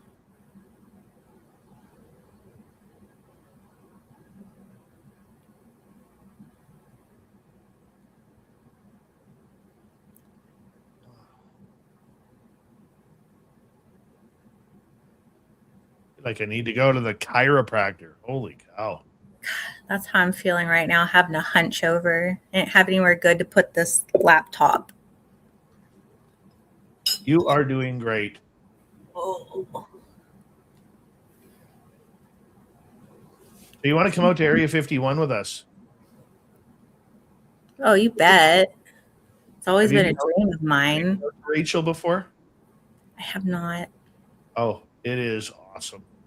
There's like literally nothing there. I had one of my best moments in my UFO history happen there. Ray True Colors, how you doing? Oob to Joe's Main, you've got aliens. Jim Goodall, he's a good friend of the show. He's in the U.S. Aviation Hall of Fame. We were standing inside the little alien, and he's looking on the wall, and then all of a sudden he says, "Hey, that's my photo. That's my Blackbird." Because he had commissioned to get an SR-71 Blackbird hauled to a museum inside the a C5 Galaxy. And he took the photo of them taking the Blackbird out of the plane, and it spread like wildfire, that photo. And here was his photo sitting in Rachel, Nevada at the Little Ailey Inn, which is cool. And then if you look closely at the photo, because it was a copy, you could actually see Jim's signature on the photo. So watching him get all excited about that, he was just in a big thrill. He really was. It was awesome to watch. We got about 40 seconds. Big thank you tonight to our super chatters: Little Cam, UFO Wizard, T-Bone, Mark, Paramarv, Dutch Hank, Shogun ×2, and JSCO. Also, if you haven't already, give us a thumbs up. It helps with our algorithms on this channel. And if you're new here, do us a favor. Hit subscribe, ring that bell. We're here 5 days a week. Maybe 7 soon. 5 days a week. We are here. Maybe 7 soon. But you didn't hear that from me. You did not hear that from me. Because we're only here 5 days a week. 5 days a week. Here we go.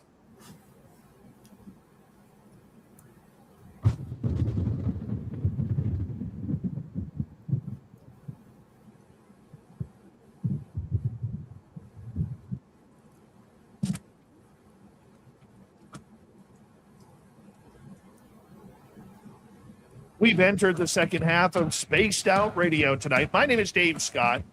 Have you ever thought what it would be like to be contacted or abducted by aliens?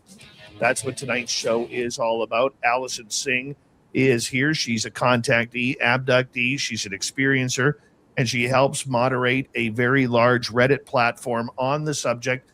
Allyson, thank you so much for being here. Thank you, Dave. All right, let's move to some audience questions here. We're going to start off with Cluster here, who is asking, what is a typical experience like for a psychic abduction versus a physical abduction? Speaking from my own personal experience is, one, obviously it does not feel as physical. It does not feel physical. It almost feels like a dream. But for me, and it took me several of these instances for it to click, for me to be able to identify these features, right? It's not the first or second time. It's like over time, I was able to observe and discern these patterns. Psychically, it feels like you're in, and I'm borrowing this term from somebody else, like a simulated quantum environment. And the way I would explain that is it almost feels like you're in a bubble of an area. It doesn't feel like a dream, but it doesn't feel as lucid as waking life. And you can tell that there are very specific parameters where you can move around or not move around. You don't have as much freedom or liberty as you would in a dream. And it's not as restrictive as if it were physical. It feels different. You would have to go through it, and you can pick up on these different,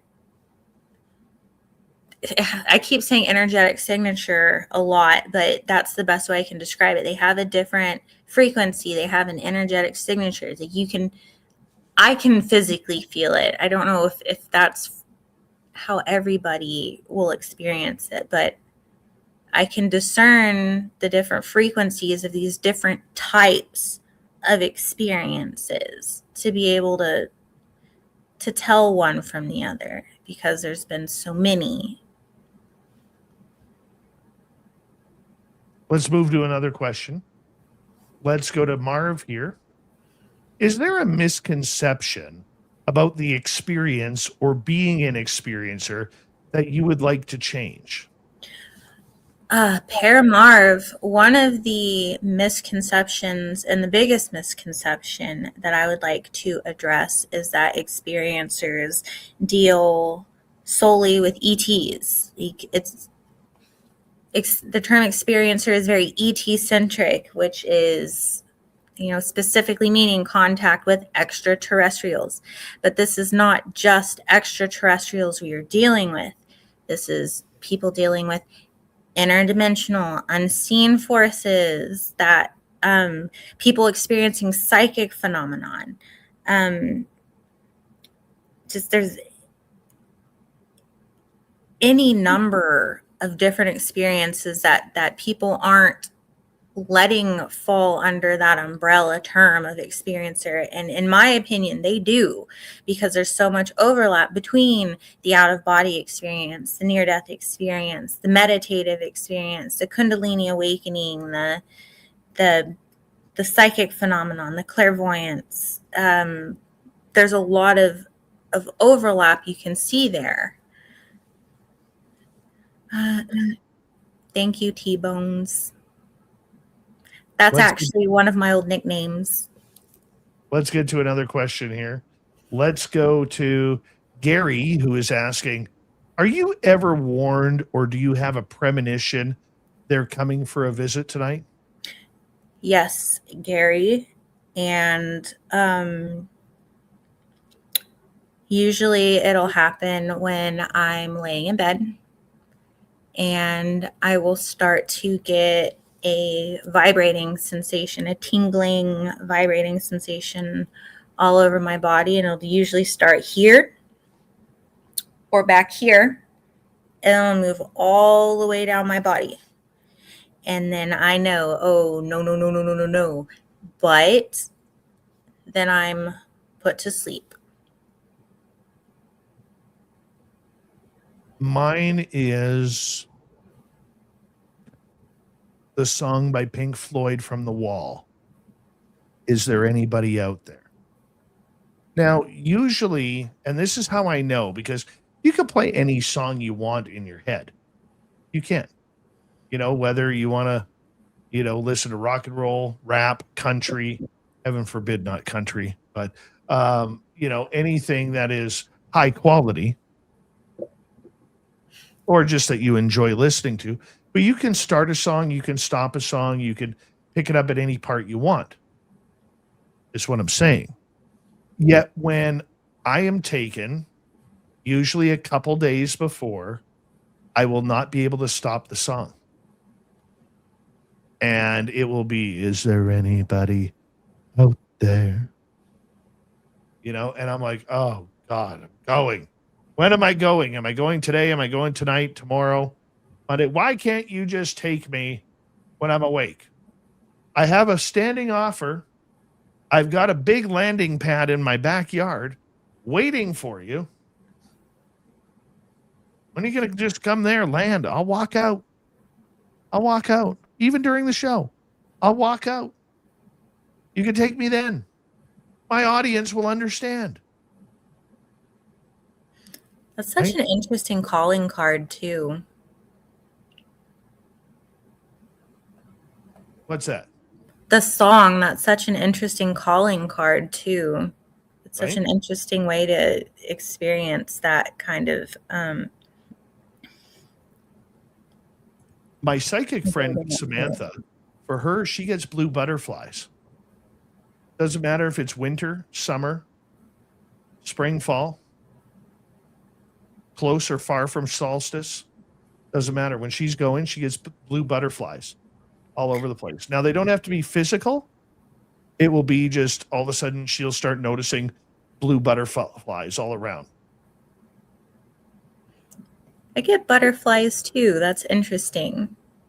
The really chunky ones that have the little balls on the ends of their antennas. Around here, we call that Grant Baker, our UFO reporter.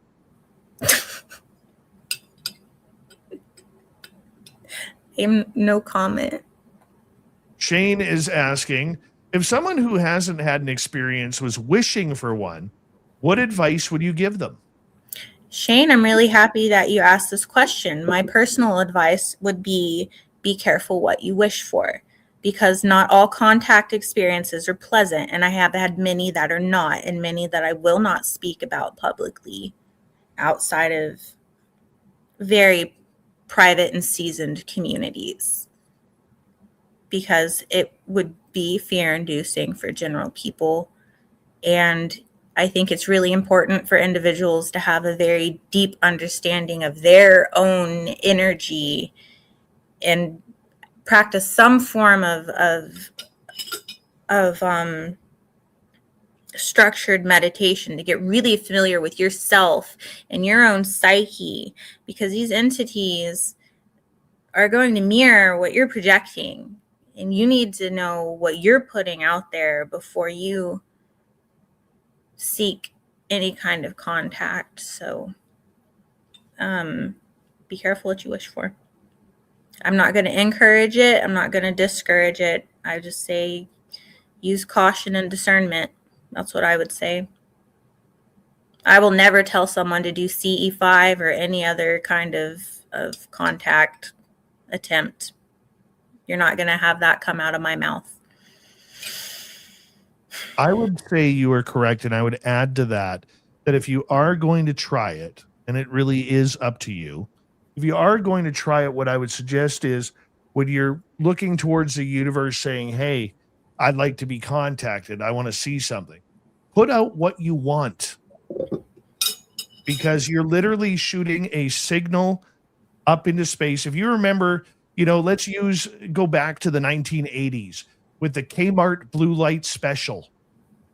The minute you put your voice out there that you want contact, it's like turning that Kmart blue light special and shooting that light 1 billion miles plus into the sky. And you don't know what is going to pick up your signal. My suggestion, ask for peace, love, and light. You only want beings that are of peace, love, and light. And that will at least give you a direction. And eventually they'll show you where they are. Eventually they will. You may not catch on at first, but if you just say, I don't really care, I just want to see something, you might feel differently when, the anal probing is starting up on you. Just saying. It's a warning. Let's go to Jay in Vancouver. Any possibility of there being real ETs who could be participating anonymously in your Reddit group? I love this question. They're not all anonymous. Some of them have names, and we contact them. Some of our members speak to regularly. One of them paid me a very surprising visit just a few weeks ago. It's not a secret.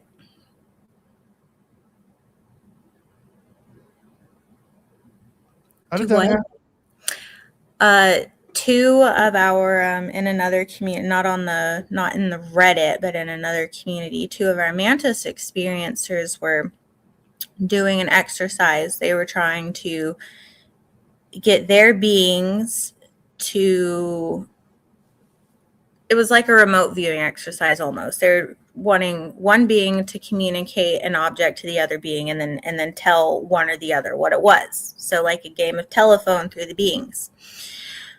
I got nosy and half-heartedly was wanting to remote view to see, I wonder if I can see what this object is, because I do practice remote viewing, among other things.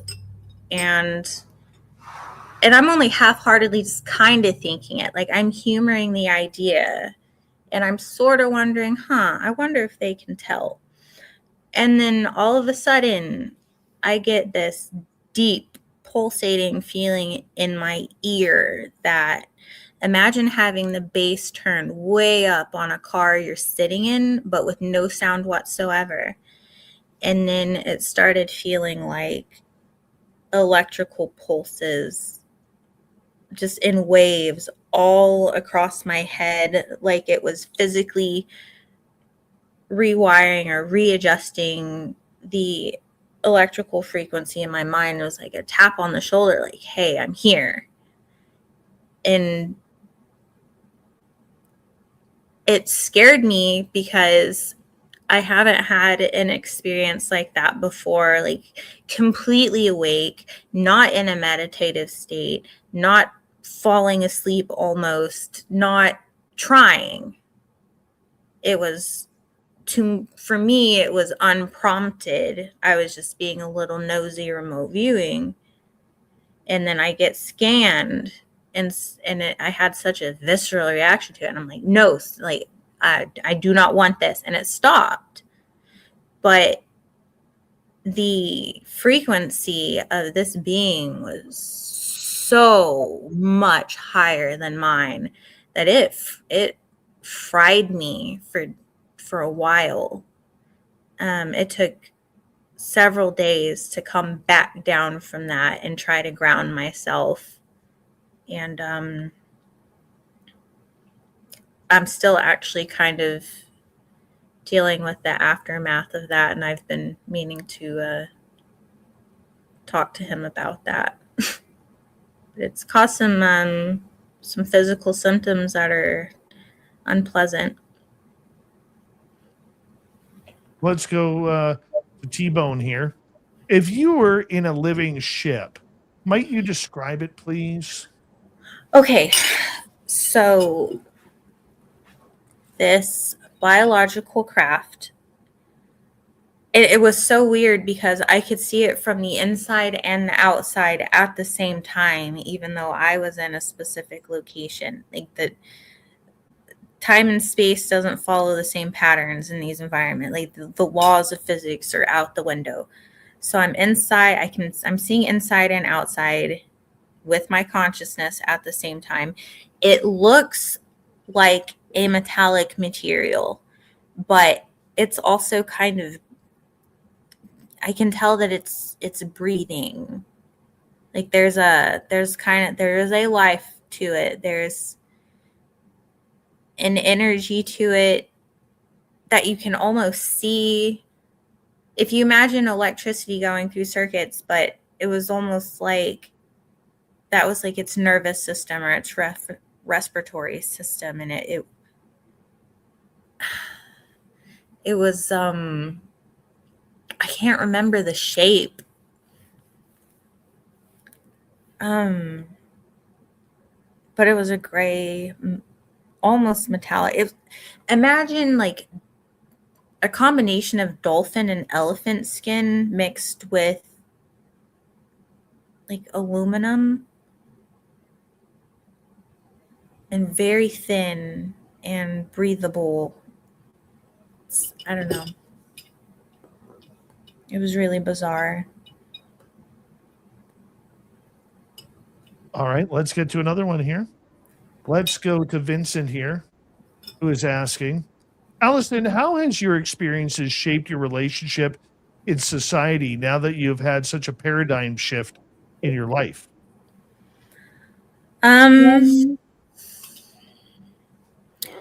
My relationship to society at large has kind of taken a blow. It's really hard to make friends or relate to people. It almost feels like outside of the experiencer community, it almost, when I'm just around people in general who haven't had these type of experiences and aren't operating within the same framework I am, it's almost like playing a game that's supposed to be an MMO and story mode. And it's like, you can like the characters that you're playing with and they have a purpose and they, it's fun, you're enjoying yourself, but it almost feels like it's not real. It almost feels like you're not connected in the same way as you would be with that internet connection, if that makes sense. Makes a lot of sense.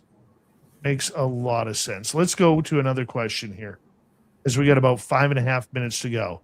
Honest Content is asking, are they mechanical, biological, spiritual, or demons?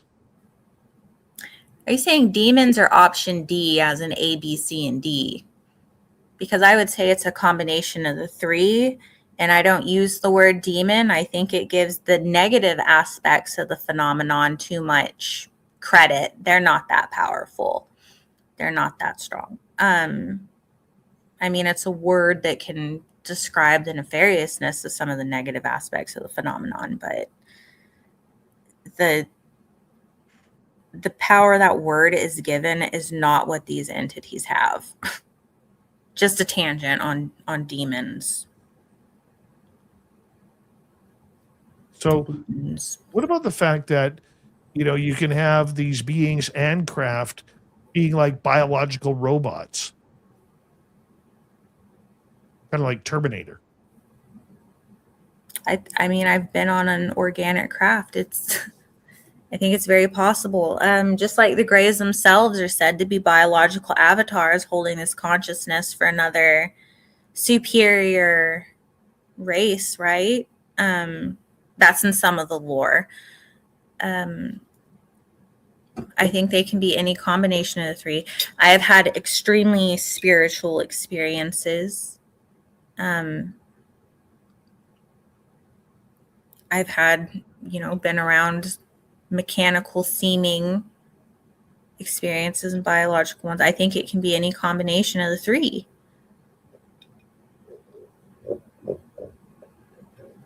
All right, let's go over to. It's not limited.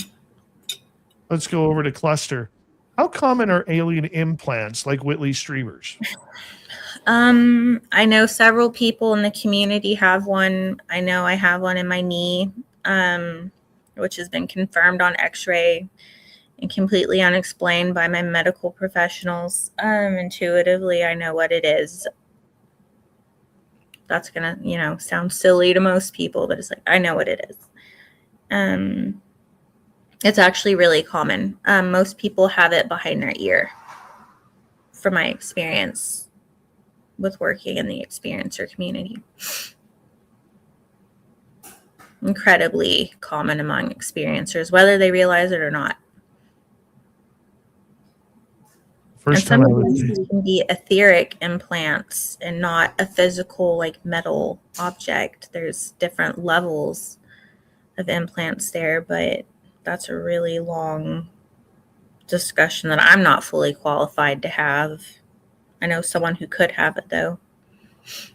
the first time I was taken in 2014 that I know of, I woke up on the table while they were cutting open the back of my head to implant me. 3 little dudes with childlike fingers. And then I heard the saw. And I was like, oh no. Oh no. And it's funny. I don't know if I'm still implanted or not, but every time I tell that story, I can feel the area in my head where they went in. It is so weird. There. Probably. But it is what it is. We have 2 minutes to go. Let's go to Paramarv's question here. Final question from our audience tonight. How do you answer folks that are saying aliens are demons or fallen angels?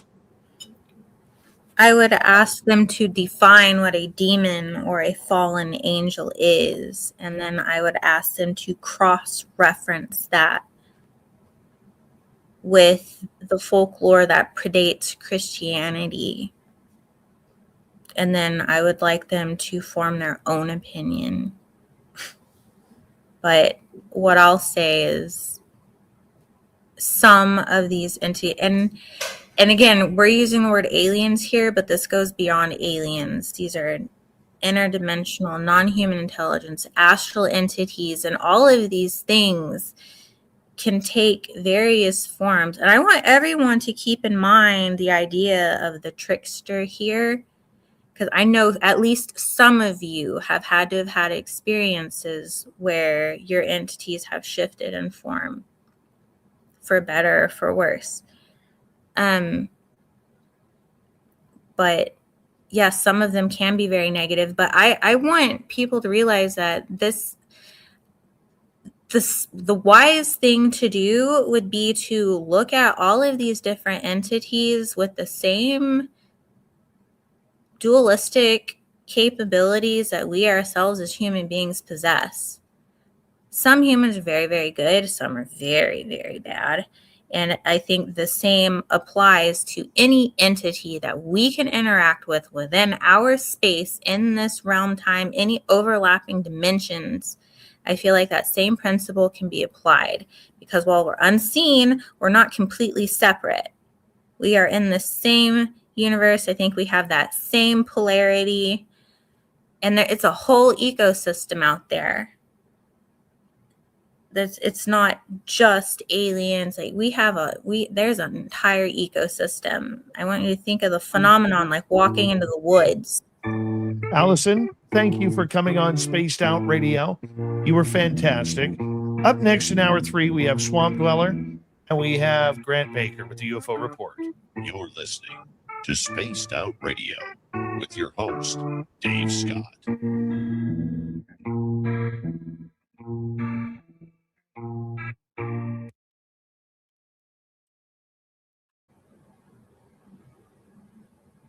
We ran out of time. I'm sorry.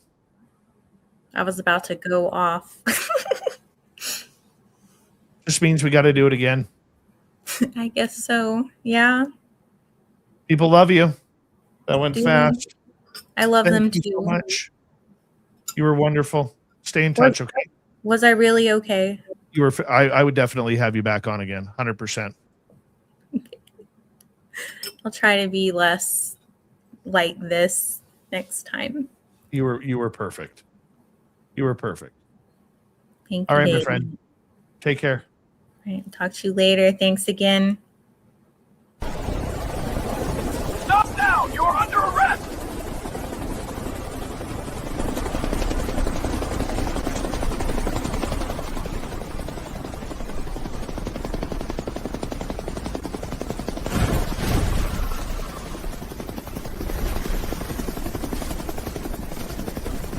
Hands up! Don't move!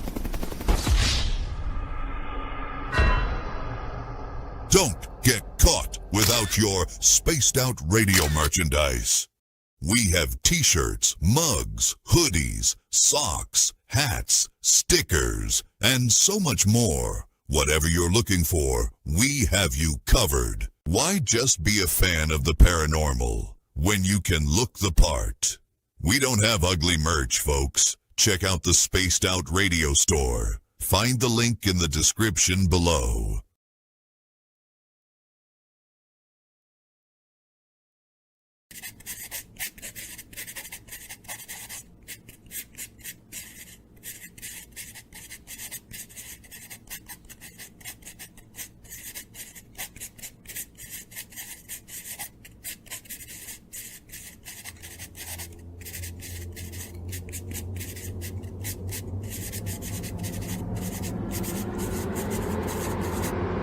Dirty filth.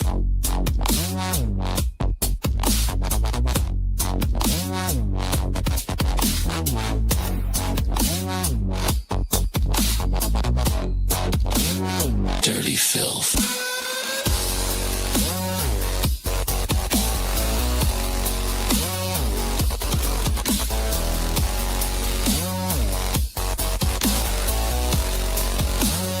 Dirty filth.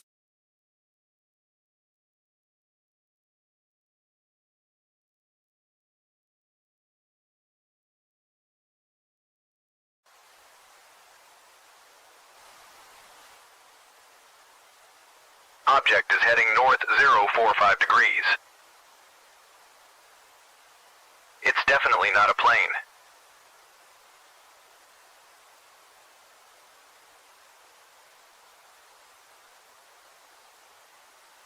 It seems to be tethered to something.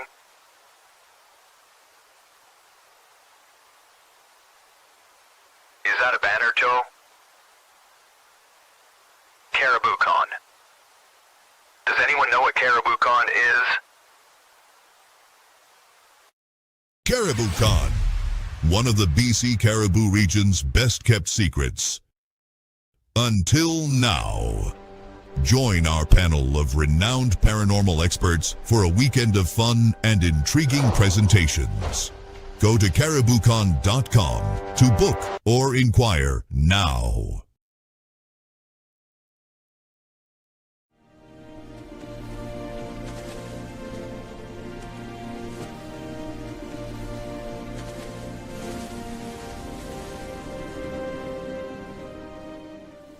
Over here. Look at this.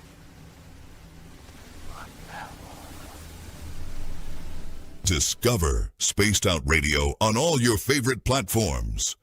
We're live every single night with the best in UFOs, cryptids, paranormal, and the unexplained. And you can find us on all your favorite platforms. Head over to Instagram for behind the scenes and daily weirdness, TikTok for quick mind-bending clips, Facebook for community discussions, and X for real-time updates and hot takes. Wherever you scroll, Spaced Out Radio is there. So go search Spaced Out Radio on every platform, hit follow, and turn on notifications so you never miss a single episode. The weird is waiting. See you there.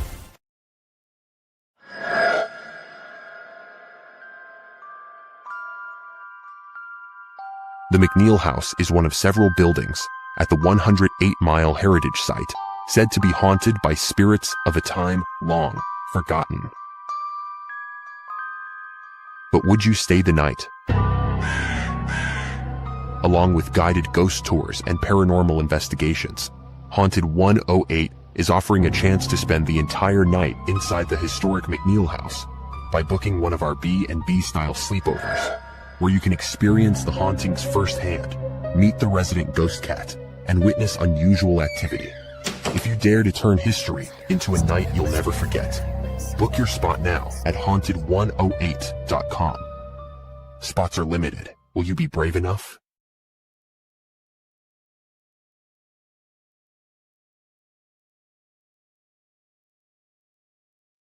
All right, let's bring in Grant Baker. There he is. Hey, bud. Grantavious one. I notice you're looking a little bit brighter today. A little bit. We're getting there. Swamp Dweller is about 3 minutes and 10 seconds.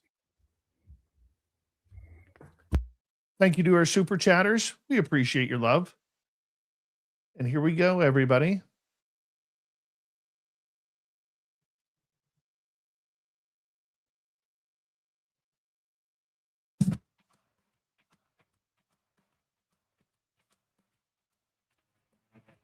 We are into the third and final hour of Spaced Out Radio tonight. My name is Dave Scott. We appreciate you tuning us on in wherever you are on this beautiful planet we call Earth. Hello to everyone listening in on our terrestrial affiliates around North America, digitally on every major podcast network. Our website, spacedoutradio.com. We have a plethora of features for you. Rock out to Bumblefoot, read the news wire, check out our swag as well. You can follow us on X at Spaced Out Radio, Instagram at Spaced Out Radio Show, and on Patreon in the Space Travelers Club. The Desert Clam has set the password for tonight in the SOR Space Travelers Club. It is helicoscopy. Helicoscopy is your password. Use it wisely, Space Travelers, as the Clam sets the password each and every night right here on Spaced Out Radio. Let's head to the swamp.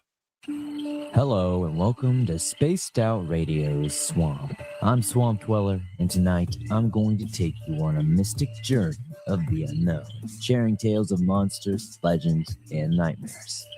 Welcome to the Spaced Out Radio Swamp. This happened on Lake Champlain about 15 years ago. My friend Tom and I would rent a cabin on the lake every year since we were teenagers. We enjoyed taking the boat out as well as fishing from the tube, a popular area that was on the lake, and behind a tube that led into a backwater and some sort of swamp. There was a road that went over the tube usually every night in the summer. It was packed with fishermen fishing for catfish.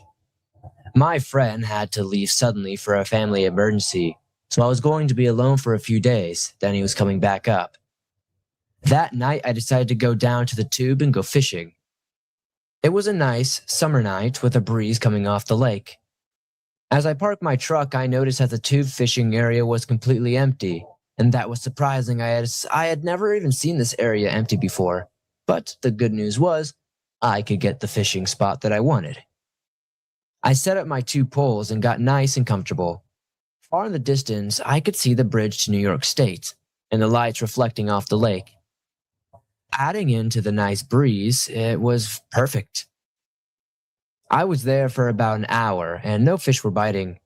I could hear a howling noise coming from behind me in the backwater swamp area.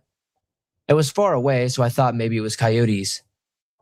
As I sat on the bank, I noticed that the howling was steadily getting closer and it sounded like multiple animals or something. Add in the breeze, and it was making a howling sound like it was starting to spread out more. I still was not really worried about that, but that would all change.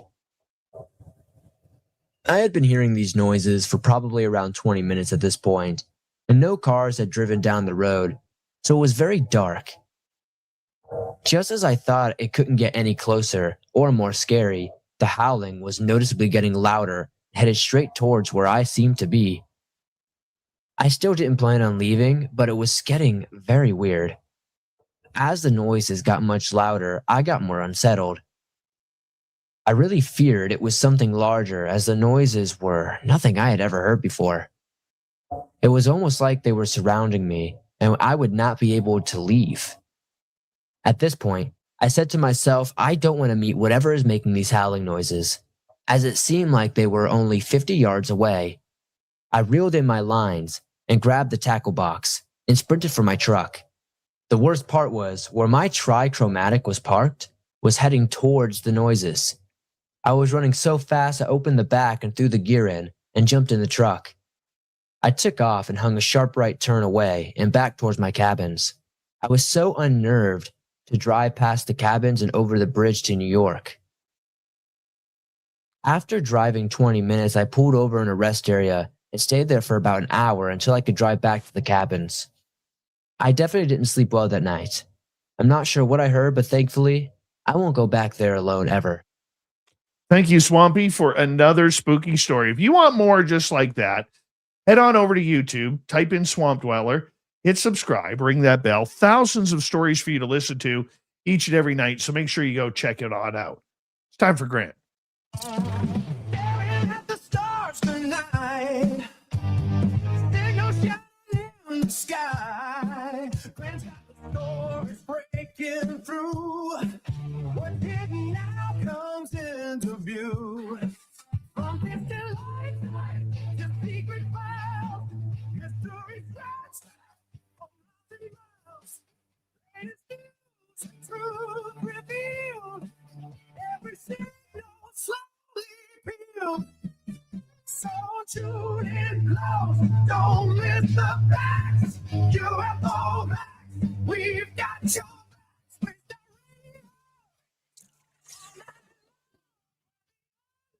becomes a song. Grant Baker here for the UFO report. Grant, I want to ask you something here before we get going.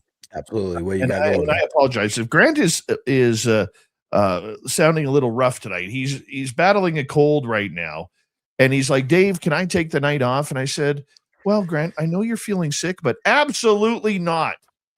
Absolutely not. You get your butt out of bed. All right. You get your heated socks on, put some Vicks on your feet before you do that. And you get your butt to work, because I am a slave driver around Spaced Out Radio, Grant. Yeah, no, the only thing that I remember you saying was, so you're calling in sick? And I said, and you said, yeah, mule. But it was the way you said, yeah, mule, that just, I knew, okay, I'm coming in. I want to ask you something. You're an experiencer. I'm an experiencer. Our guest, Allyson Sing, who was very nervous during the show, but I thought she did extremely well. I cannot wait to get her back on the show. We were talking about, why do you think experiencers and the experiential portion of disclosure is being kept quiet? Because I think that is something that is very much a big, or should be a big topic of discussion. And if I lost focus there, I got a giant spider crawling up my wall right now, and I'm mesmerized by it. But what do you think? What do you think that's about?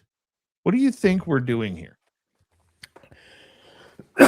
Excuse me. The reason why they're not focusing on experiencers, just like you guys are pointing out, when you have these people that have firsthand contact with these craft or these beings or whatever they're experiencing, they wholeheartedly believe that they're having those experiences. You know, Whitney Strieber, you were talking about him as well, where he's even got books written on it. I think being an experiencer myself, when I was very young, you see a lot of this in the past. I mean, when it comes to scientific data, if you were to just put a number on everything, a lot of this happens to children first, and then they go throughout their lives and see these experiences. I think they're the ones that are actually, if we could get some sort of database going and everybody just puts it in there and get some type of computer system or an artificial intelligence that just goes through it all and finds the data points that match the there's like an underlying connection, like a common denominator, so to speak. And I think that they're afraid that we're going to find out what's going on quicker than what they're telling us. Because some of the stories that people come up with, whether it's being abducted, or in my case, I don't know if I was abducted. I just have a little bit of missing time and I got scared to death. Or people that have actually gone on the ships and flown them. You know, you look at Fire in the Sky, and he was worked on. They fixed him, and we have those stories. Presence like Whitney Strieber, where they come in, they come in all the time and visit the guy, or people that see blue butterflies every time they're about to have that experience. There's a lot more going on than what they're going to let us know. I would agree with you.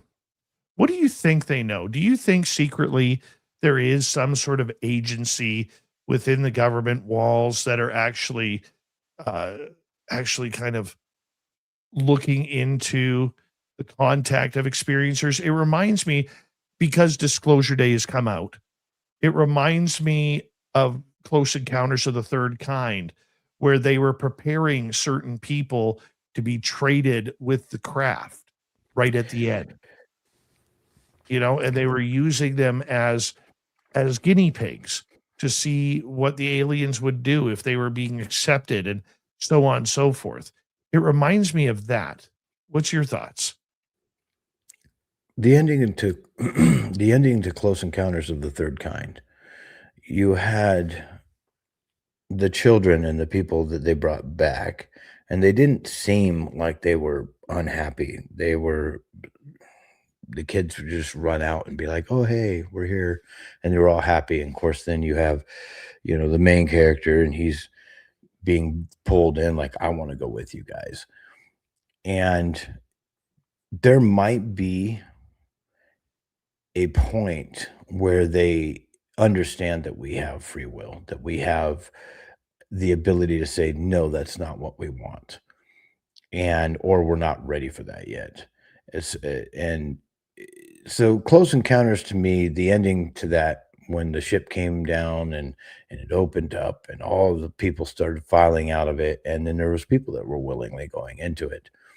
I think this is more not black and white, not a script that's written down. I want to say this is more something of a personal, on an individual basis. Do you want to raise your vibrational level? Do you want to come with us? Or do you want to stay? It's almost like two different timelines. And I've even heard talk of this recently, but you have a timeline where there's going to be people in the world when disclosure does happen that are going to stay within this timeline. And we're going to live side by side and even on the same plane, sort of. And then you're going to have people that are going to raise their vibrational levels and then move on and go experience these things. I hope I'm the latter.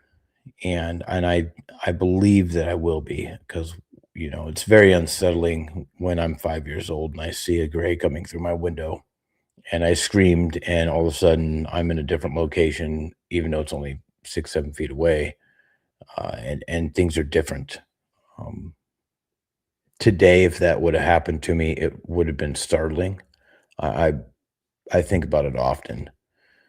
If anybody out there who's had an experience or wants one, just like you were talking about, be careful what you ask for.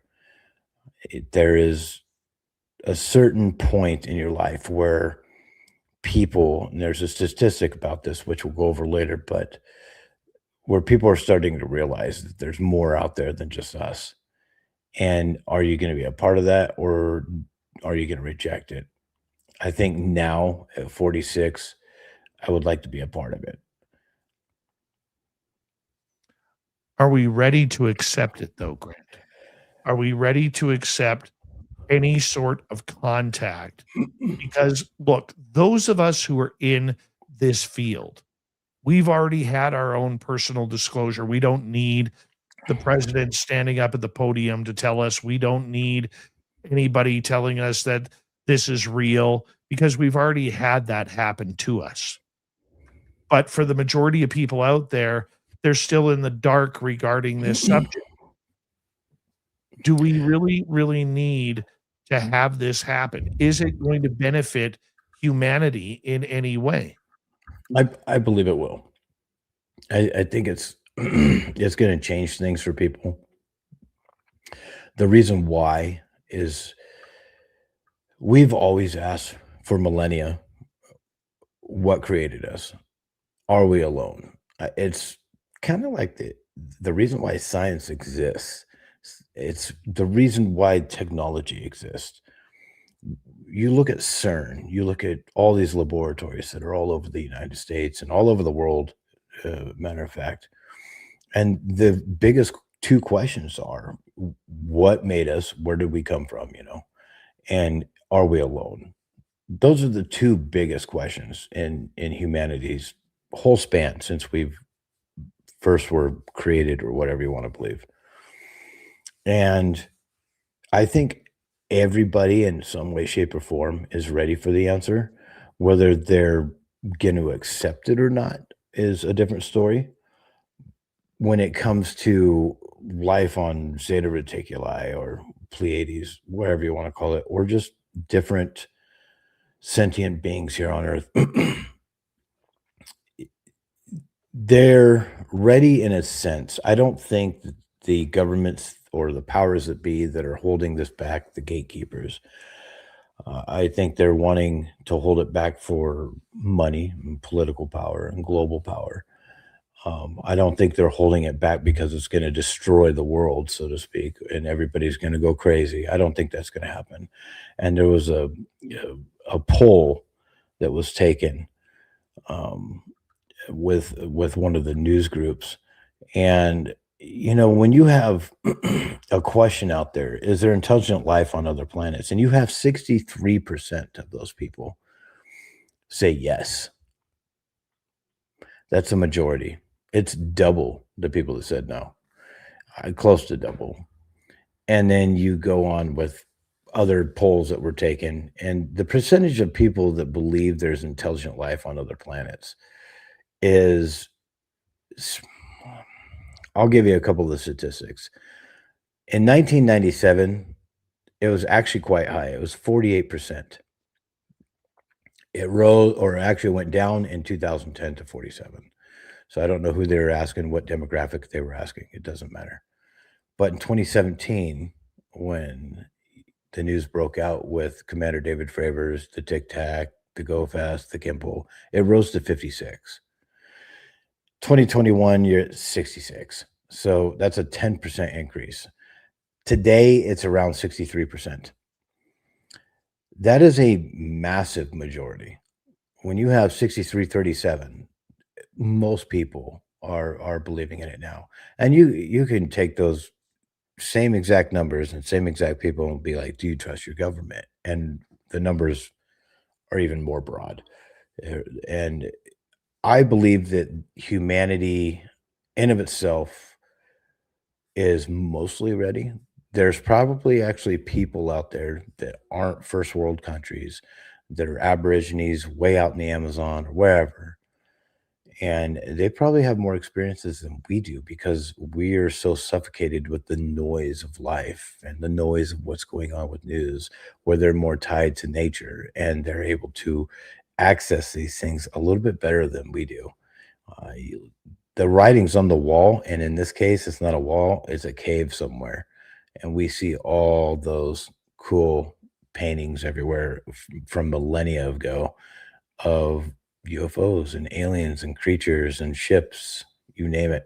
I think we're ready. I'm still on the negative on that one. I really am, Grant. I'm still on the negative on that one. Without sounding like a broken record, because I talk about this quite a bit, I think there are too many people on this planet that are naive to the fact that there is life out there. I think they may believe that it is way out there, but not traveling here or here currently. I think because of biblical writings saying that anything that comes from the stars is literally from Satan himself, demonic in some sort of way. Most religions believe that. I think that anxiety, depression has a play on that subject as well. And then there's the people who are just too afraid to want to deal with it. People are not interested in finding out. We don't like dealing with things that are scary. Okay. If I am scrolling through the television and I see a television show about great white sharks hunting people and eating people on Discovery Channel, guess what I do? I don't turn to it because it's going to scare me, even though I know it is a reality. Doesn't happen often, but it still happens. We're not ready for things that scare us. And it doesn't matter how many positive movies you make about aliens. Aliens are a good villain in Hollywood. And it's going to scare a lot of people. Look how they changed the happenings of Travis Walton in Fire in the Sky in 1994. Travis said it never happened that way. Hollywood made it look that way. Mm-hmm. So I just find it to be very interesting. Yes. When it comes to religious groups, there was talk recently, and whether it's just media hype or some kind of disinformation, misinformation scandal, where they came to the deacons and fathers and anybody that had their own congregation, and they were telling them, warn your congregation for capital D disclosure.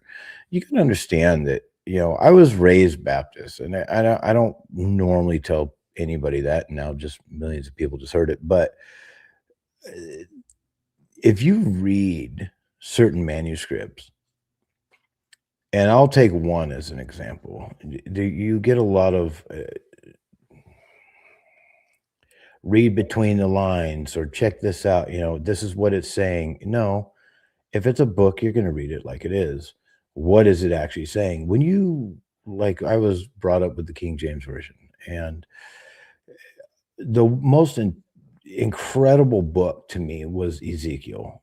If you look at Ezekiel 1, you have living creatures, wheel within wheels, a platform and a throne, a sound of 1,000 rushing waters, 4 wings and 4 wheels. And when the heads turned one way or the other, the wheels turned one way or the other, and it looked like burnished metal, and blah, blah, blah, blah, blah. And the angel came out and had little glowing lights like fires on. Dude, a dude doesn't know what an LED light looks like. If you just kind of think of it in today's context and not even reading through the lines, just read it.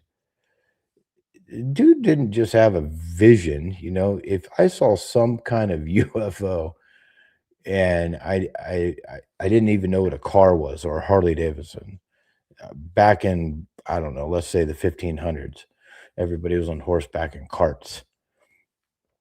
And I see a UFO come out of the sky. What in the heck am I going to call it? Man, that thing, and it's loud in this particular case. And it has, fire, and it's bright. It looks like a rocket, basically what we would think of today. But back then, you wouldn't think of it that way. You would think of it as a chariot of some sort. And that's really all it is. You got to look at it in the context of how they saw it. And just like you would hear people like Grant Cameron talk about some of the people's reports about UFOs, some of them were actually wooden ships that would come down. And they said they were from Venus or Mars or wherever, It doesn't matter. But we'd still see those, and the reports were made.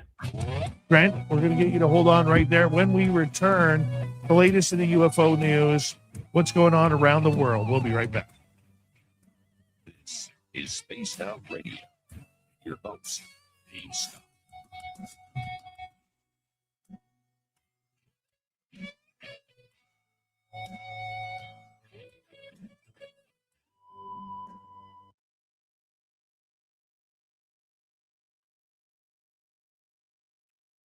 It's good that you were regrowing the mustache. Probably the reason why you did get sick, because you shaved it. Yeah, it's completely true. Hey, what's your name? It's my name? Hey, what's your name? Ezekiel. What's your name? Tony. Tony. What's your name? Ezekiel. Fuck you, Tony. Fuck you, Ezekiel. You see that right there? You better not be talking about my mother. I built that fire last night. And I fucked your mom right next to it. Tony. That is one of the greatest skits ever. Oh, it hurts to laugh, dude. Oh, God. Oh, goodness.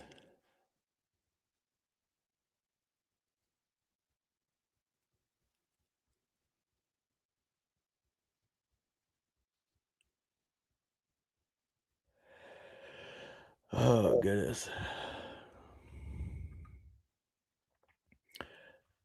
Oh, man. I'm sorry you're not feeling well, buddy. No, it's good. It happens. If I get it out right now and just get it done and over with, I won't get sick for another year. It's going to be great. Silver lining.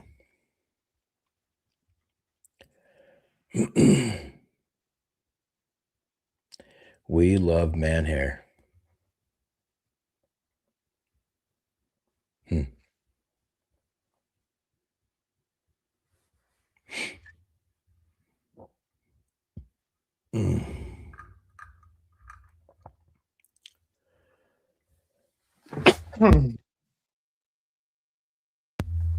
We are getting this. We're doing it. Let's get it.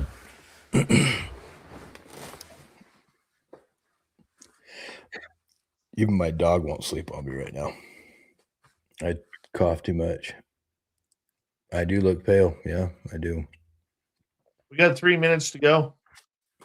Dude, when you called it the other day, you're like, dude, you're not looking good. And then literally the next day, I'm like, God.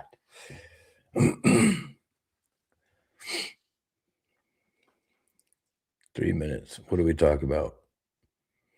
Oh, where's our list here? Is Rutledge coming in? No, he came in the first hour. I thought it was hour 3. Ouch. All right. What did you guys talk about? I missed that part. Are we talking about you having gout? Severe gout. Bucket loads. I'll lead the way so that way you don't have to talk as much, dude. Thank you. No problem. I like talking. What do they call it? Narcissistic, self-absorbed. No, that's people that talk about themselves. I got you.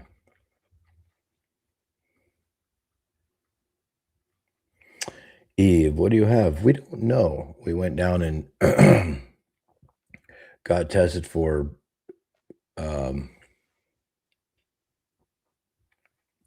I can't even think of it now. Strep throat, because it feels like glass shards.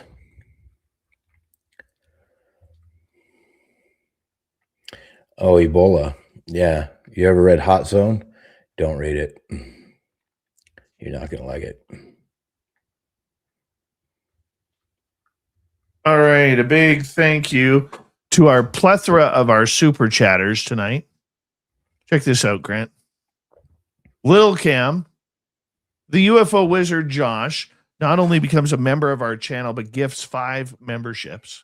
Holy mackerel. T-Bone, Paramarv, Shogun, the Wizard again, Mark, Dutch Hank, JSCO, and T-Bone again. Holy shit. We're lucky. I think they like us. I love you guys. Thank you. Bottom of my heart. Thank you. Same here. That's amazing. You guys are fucking awesome. If I could only be 1/3 as attractive as Grant, I'd be a handsome man. Except for he's 2/3, so. No, not even. I'm maybe an 1/8. Dude, you have the I've most. seen you in the Superman spandex. Hold on, I'll show. Dude, I've been on the couch for 4 months. They're gone. They're gone. We're coming back in 5 seconds.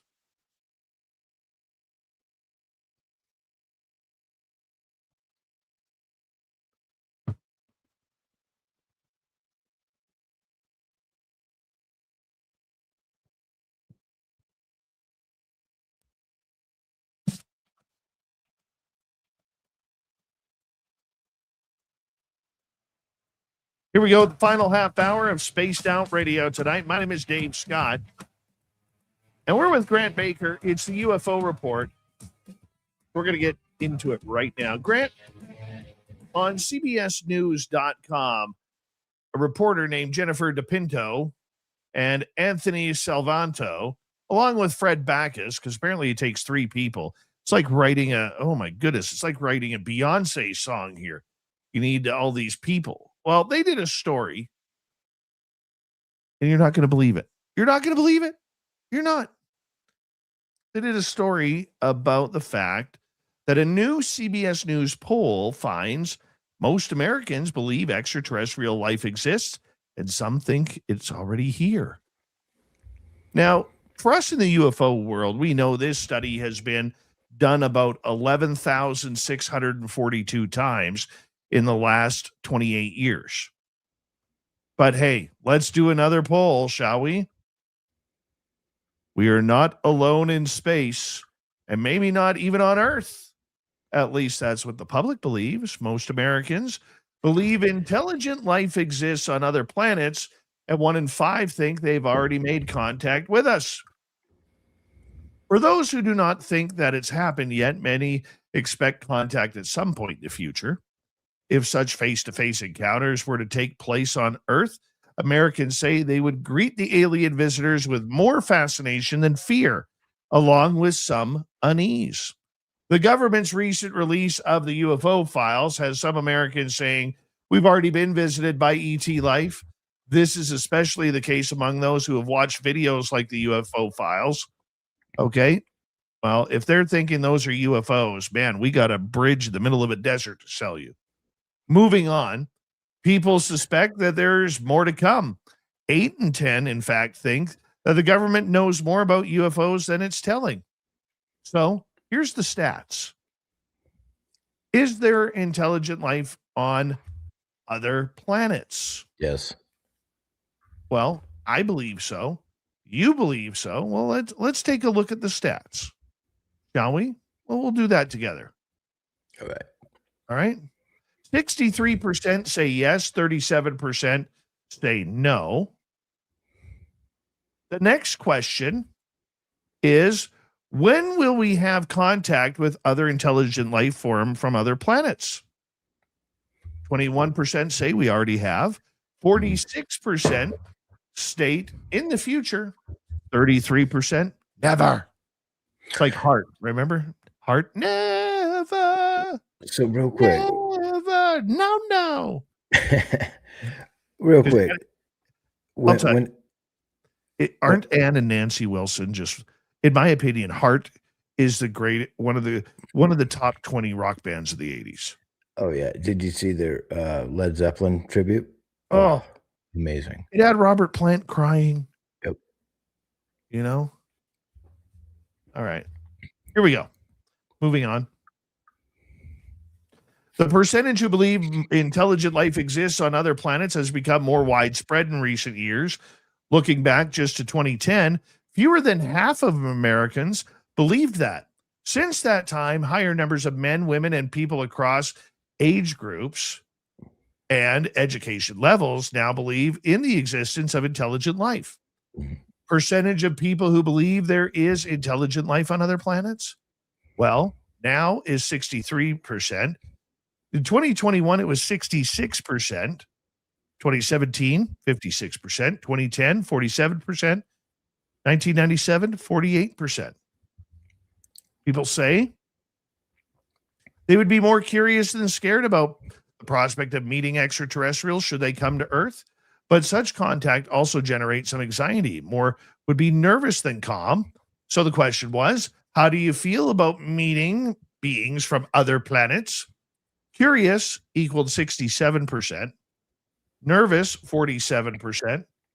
Excited, 32%. Scared, 31%. Vulnerable, 21%. Those are ones who are like, oh gosh, Mr. Alien, don't touch me there. And calm, 14%. I think the calm is over exaggerated at 14%, to be honest. Ever seen a UFO? Debate about whether UFOs have visited Earth continues. 17% of Americans report having personally seen something they thought was a UFO. This is similar to what Gallup polling has shown in recent years, but a higher percentage than what their polling found in the 1970s. More men than women report having seen a UFO. People who say that they have seen what they believe was a UFO overwhelmingly think intelligent life exists, and most would be curious upon meeting such beings, with many also saying they would feel nervous and excited about the prospect. Ever seen what you thought was a UFO? 83% of this study said yes. Or pardon me, no. Yep. I read that wrong. Ever seen what you thought was a UFO? 17% yes, 83% no. I thought that stat would be higher. Yeah, it's a lot of people I think that might not believe in UFOs or aliens in general just look up in the sky and they see something that's moving. You might have people that see something that takes a 90-degree turn and they're just like, wow, I guess those satellites can move in different directions. You know, that Well, it's here's just the other thing too, Grant. I would like to know in a statistic like that, this is where I would say it's highly inaccurate. Mhm. Even though the plus minus on this statistic is, I believe, at give or take 2.8 points. I would like to know how many of these people live in a metropolis that took this study. That's probably Light pollution, people who never get out of the concrete jungle, they're not going to see a UFO unless it's literally flying down Broadway in Manhattan or Hollywood Boulevard in California. Right? So let's continue on. Americans are split on whether reports of UFOs might sometimes be caused by alien spacecraft visiting Earth or are always the result of human or natural activity that comes from Earth. Those who believe that intelligent life exists out there overwhelmingly think the reports of UFOs are at least sometimes the result of alien spacecraft visiting. But those who don't believe in intelligent life think the more likely explanation is human or natural activity. Well, 51% on the question that says, what are UFOs, say they might be alien spacecraft. 49%, always natural or human activity. You talk to people in the intelligence agency, that's a 90-10. 90% that it's human aircraft. 10% that it's UFO. What are UFOs? Among those who believe in intelligent life on other planets, 72% say might be alien spacecraft. 28%, always natural or human activity. That's kind of interesting. We'll move to another statistic. Recent government UFO videos make you A, More likely to believe aliens have visited Earth, that's 29%. Seen videos, 40%. Less likely to believe aliens visited Earth, 14%. People who saw videos, 17%. And here's the big one, Grant. No impact, 57% total, 43% of those who've seen the videos. That is a big stat. That's no huge. impact. Wow. Yeah, and that surprises me actually. But there is a lot of people out there that just don't care. They live their lives and they have their blinders on, and I was like that too. In fact, everybody's like that in certain scenarios, whether it's UFOs, aliens, or whatever's out there. If you're not into mechanics, you're not going to be a mechanic. You don't care how the guy fixes the engine. You just put your blinders on, you pay the money, it gets fixed, you drive on down the road. And I think that has to do with a lot of people that are just living their lives. And they're so concerned about how and when and why and how much it costs to do this, that, and the other. And they're just living their lives. So things like this don't come on their radar. Once it gets overwhelming, there's going to be an event horizon, like a tipping point, where I think people are going to start becoming more aware of the situation, and those stats that no impact is going to change dramatically. It all depends how it changes. Correct. I mean, but this shows the reliance on the government in this study, Grant. Ugh. Right? Yeah. On UFOs, think the U.S. government, A, knows more than it's telling, or B, has told everything it knows. 84% of Americans believe the U.S. government knows more than it is telling. I'm surprised 16% actually believe the government has told everything and they're telling the truth. Your thoughts? So when it comes to the 84%, those 84% are actually, the question is on UFOs, do they think the US government knows more than they're telling? The 84%, and I'm going to be the devil's advocate here because that 84% are the people that actually believe in UFOs already. So it's probably a much smaller number because when you, let's say they just interviewed 1,000 people and all the stats that you just gave, you know, especially with the no impact, 57%, 43, how are they getting these numbers? Once you start doing the math on these numbers, none of them really make a lot of sense. So the 80, let me just cut you off right there. Yeah. The study was taken from 2,023 people. So 2,023 people, and 84% of 2,023 people thinks the government knows more than it's telling. So then that's going to change my opinion just slightly because 84% of those people are looking, once you say on UFOs, and then you say, think the US government is knowing, and they could probably ask just like this, know more than they're telling, or is, you know, has told everything. Well, not a lot of people have, especially with US government, a lot of trust when it comes to telling us the truth or being fully transparent on anything. So, of course, 84% at that point is going to say, well, no, they're not telling us everything, you know. And that's the reason why we get the statistic in this particular poll, is because most Americans don't believe that the United States government is telling us anything. Even in the, people go back to the Constitution, and we have the ability to basically tell our government to kick rocks. We have the ability to shut it down, but nobody does it because we're so involved in our lives. And we have those blinders on, and we're so centered on the things that are important to us individually. And so when you come at somebody, they completely just forget the whole UFOs part, and they just think the government's lying to us or not telling us everything. And I think that's why that's such a dramatic increase at 84%. Well, at least the tides are starting to turn. That is the important part. You know what I'm saying? Correct. This isn't just, you know, about tinfoil hats and wingnutry. We're actually seeing some good happenings happening here.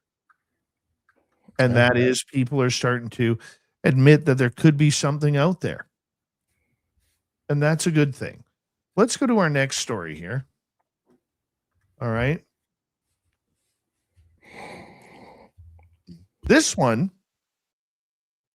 is about what inspired Steven Spielberg to revisit aliens on Disclosure Day. This is from sci-fi.com. You want to check it on out. All right. In 2017, the New York Times article publishing the glowing auras of black money of the Pentagon's mysterious UFO program. The piece, written by Helen Cooper, Ralph Blumenthal, and Leslie Keane, took a closer look at the top secret $22 million slice of the Defense Department's $600 billion budget set aside for something called the Advanced Aerospace Threat Identification Program. We call it ATIP around here. As the name suggested, the program identified and investigated strange aerial phenomena, be it strange lights in the sky or objects that move in ways that defy known engineering. Okay, and this investigative deep dive into the world of UFOs and UAPs, notice it's separated, piqued the interest of Steven Spielberg, who found himself inspired to revisit the topic of extraterrestrial life in a movie that would become Disclosure Day. There was a FLIR, forward-looking infrared video that a whistleblower had given to the Times that came from a Navy jet Spielberg recalled in an interview and basically observing the tic-tac. When the New York Times article was published and that David Fravor footage was released to the public, Spielberg continued, it rekindled my interest in telling a story about total disclosure.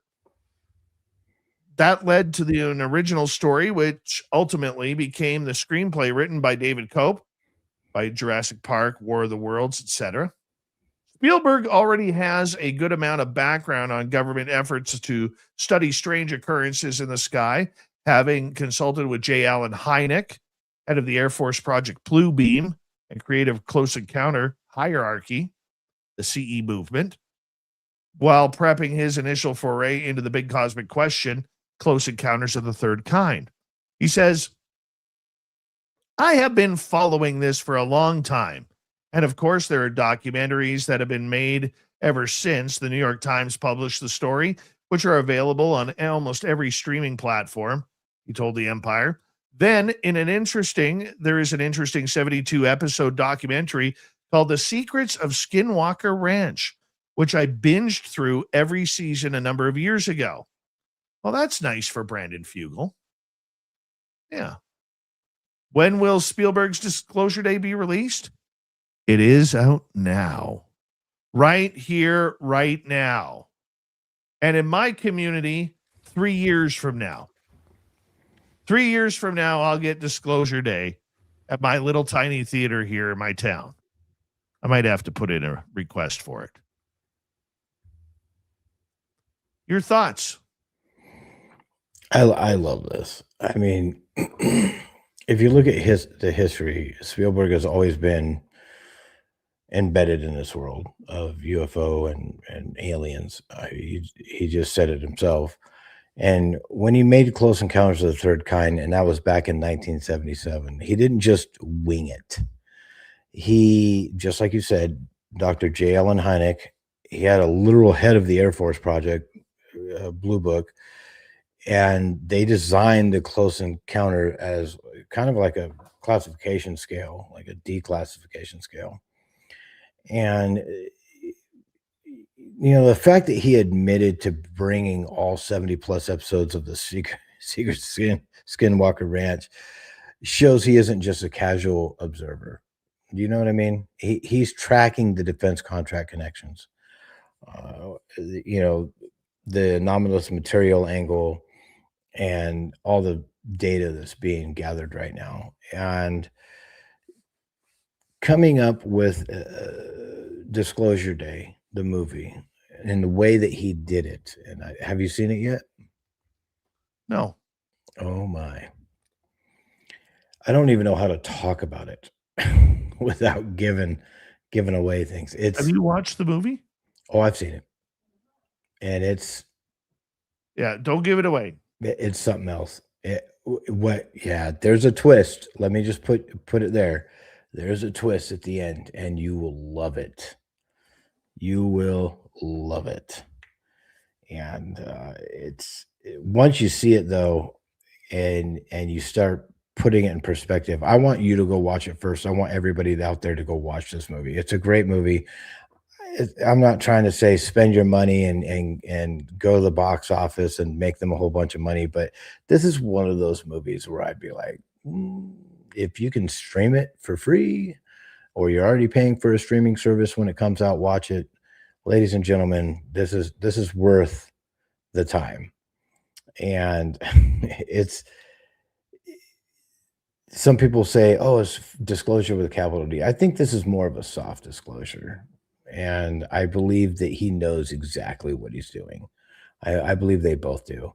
Whether you're making Jurassic Park, and now we're messing with woolly mammoths. My 7-year-old son was just talking about that tonight. Or you Close Encounters. This is, if you're listening to us right now over the airwaves or live on whatever media platform that you're watching us on and listening to us on, you already have an interest in this. Watch the movie, or at least get a synopsis on it. If you want spoiler alerts, you can probably go on the internet and find out what it's about and read the plot. It's very interesting. Some things I agree with wholeheartedly. The ending was interesting, to say the least. You'll enjoy it. I can't say too much about it because I know I'll give it away, and it's awesome. I personally cannot wait to see it. You're gonna like it. Giant fan of Close Encounters of the Third Kind. And there are certain directors, creators, writers. I think of Spielberg. I think of George Lucas. I think of, in the novella, I think of Tom Clancy, God rest his soul. Okay. And I look at that and I think, okay, these people seem to have some sort of insider information. Yes. This seems a little too close for comfort. But I will say this. Enjoy it not as disclosure. Enjoy it for the amazing accuracy that it will have for people who've experienced things. I will concur with that. I mean, it's like Spielberg is coming full circle on this. I mean, he gave us Close Encounters of the Third Kind. He gave us the emotional bonding of ET. And he also gave us the terror of War of the Worlds. And now he's tackling bureaucratic. It's pretty awesome. Grant, thank you so much for coming on the UFO Report, battling your illness to make it sound very, very good tonight. As we say hello to Mr. Ron Bumblefoot Thal, rocking in the background with Little Brother is Watching. Bumblefoot is the official music of Spaced Out Radio, rocking us in and out of every single show. Get your horns up for the guitar god himself. Special thanks to everybody listening in at work, at home, in your cars, wherever you may be. Thank you to everyone in our chat rooms tonight. YouTube, Twitch, LGAP, Facebook, Spreaker, LinkedIn, the Space Travelers Club, and on X, hashtag Spaced Out Radio. Remember, this show is copyright by Spaced Out Radio and Bigfoot Broadcasting Limited. Thank you so much for choosing to share your evening with us. Because together, my friends, don't make a mistake. We're watching. We own the night. Mr. Bumblefoot, we need a favor. We need you to take us home.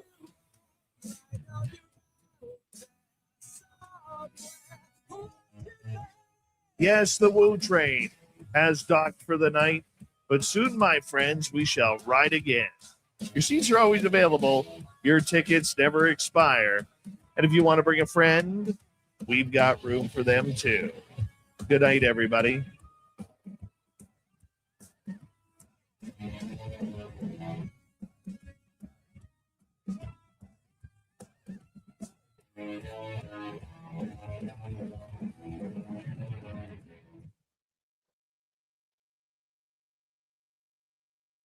Good job, Grant Baker.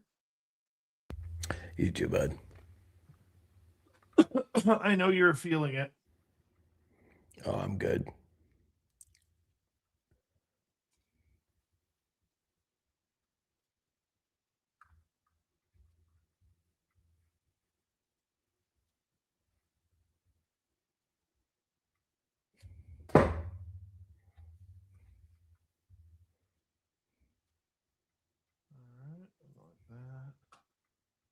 here.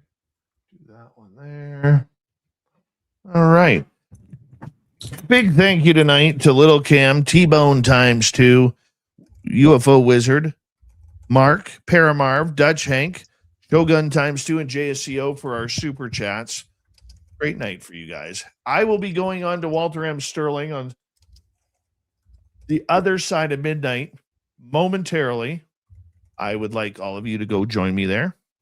Paramar will deliciously put the link, delicately put the link, desirably put the link for the show. Grant, that's a good scowl you got going on there. Yeah. You go scowl. Look at that.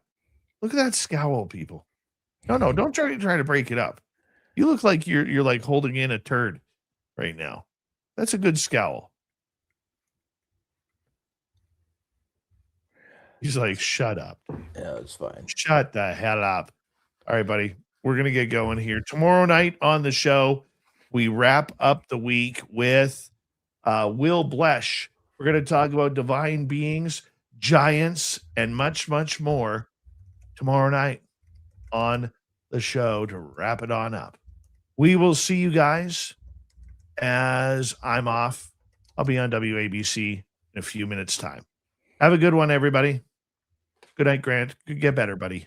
Good night. Thanks, brother.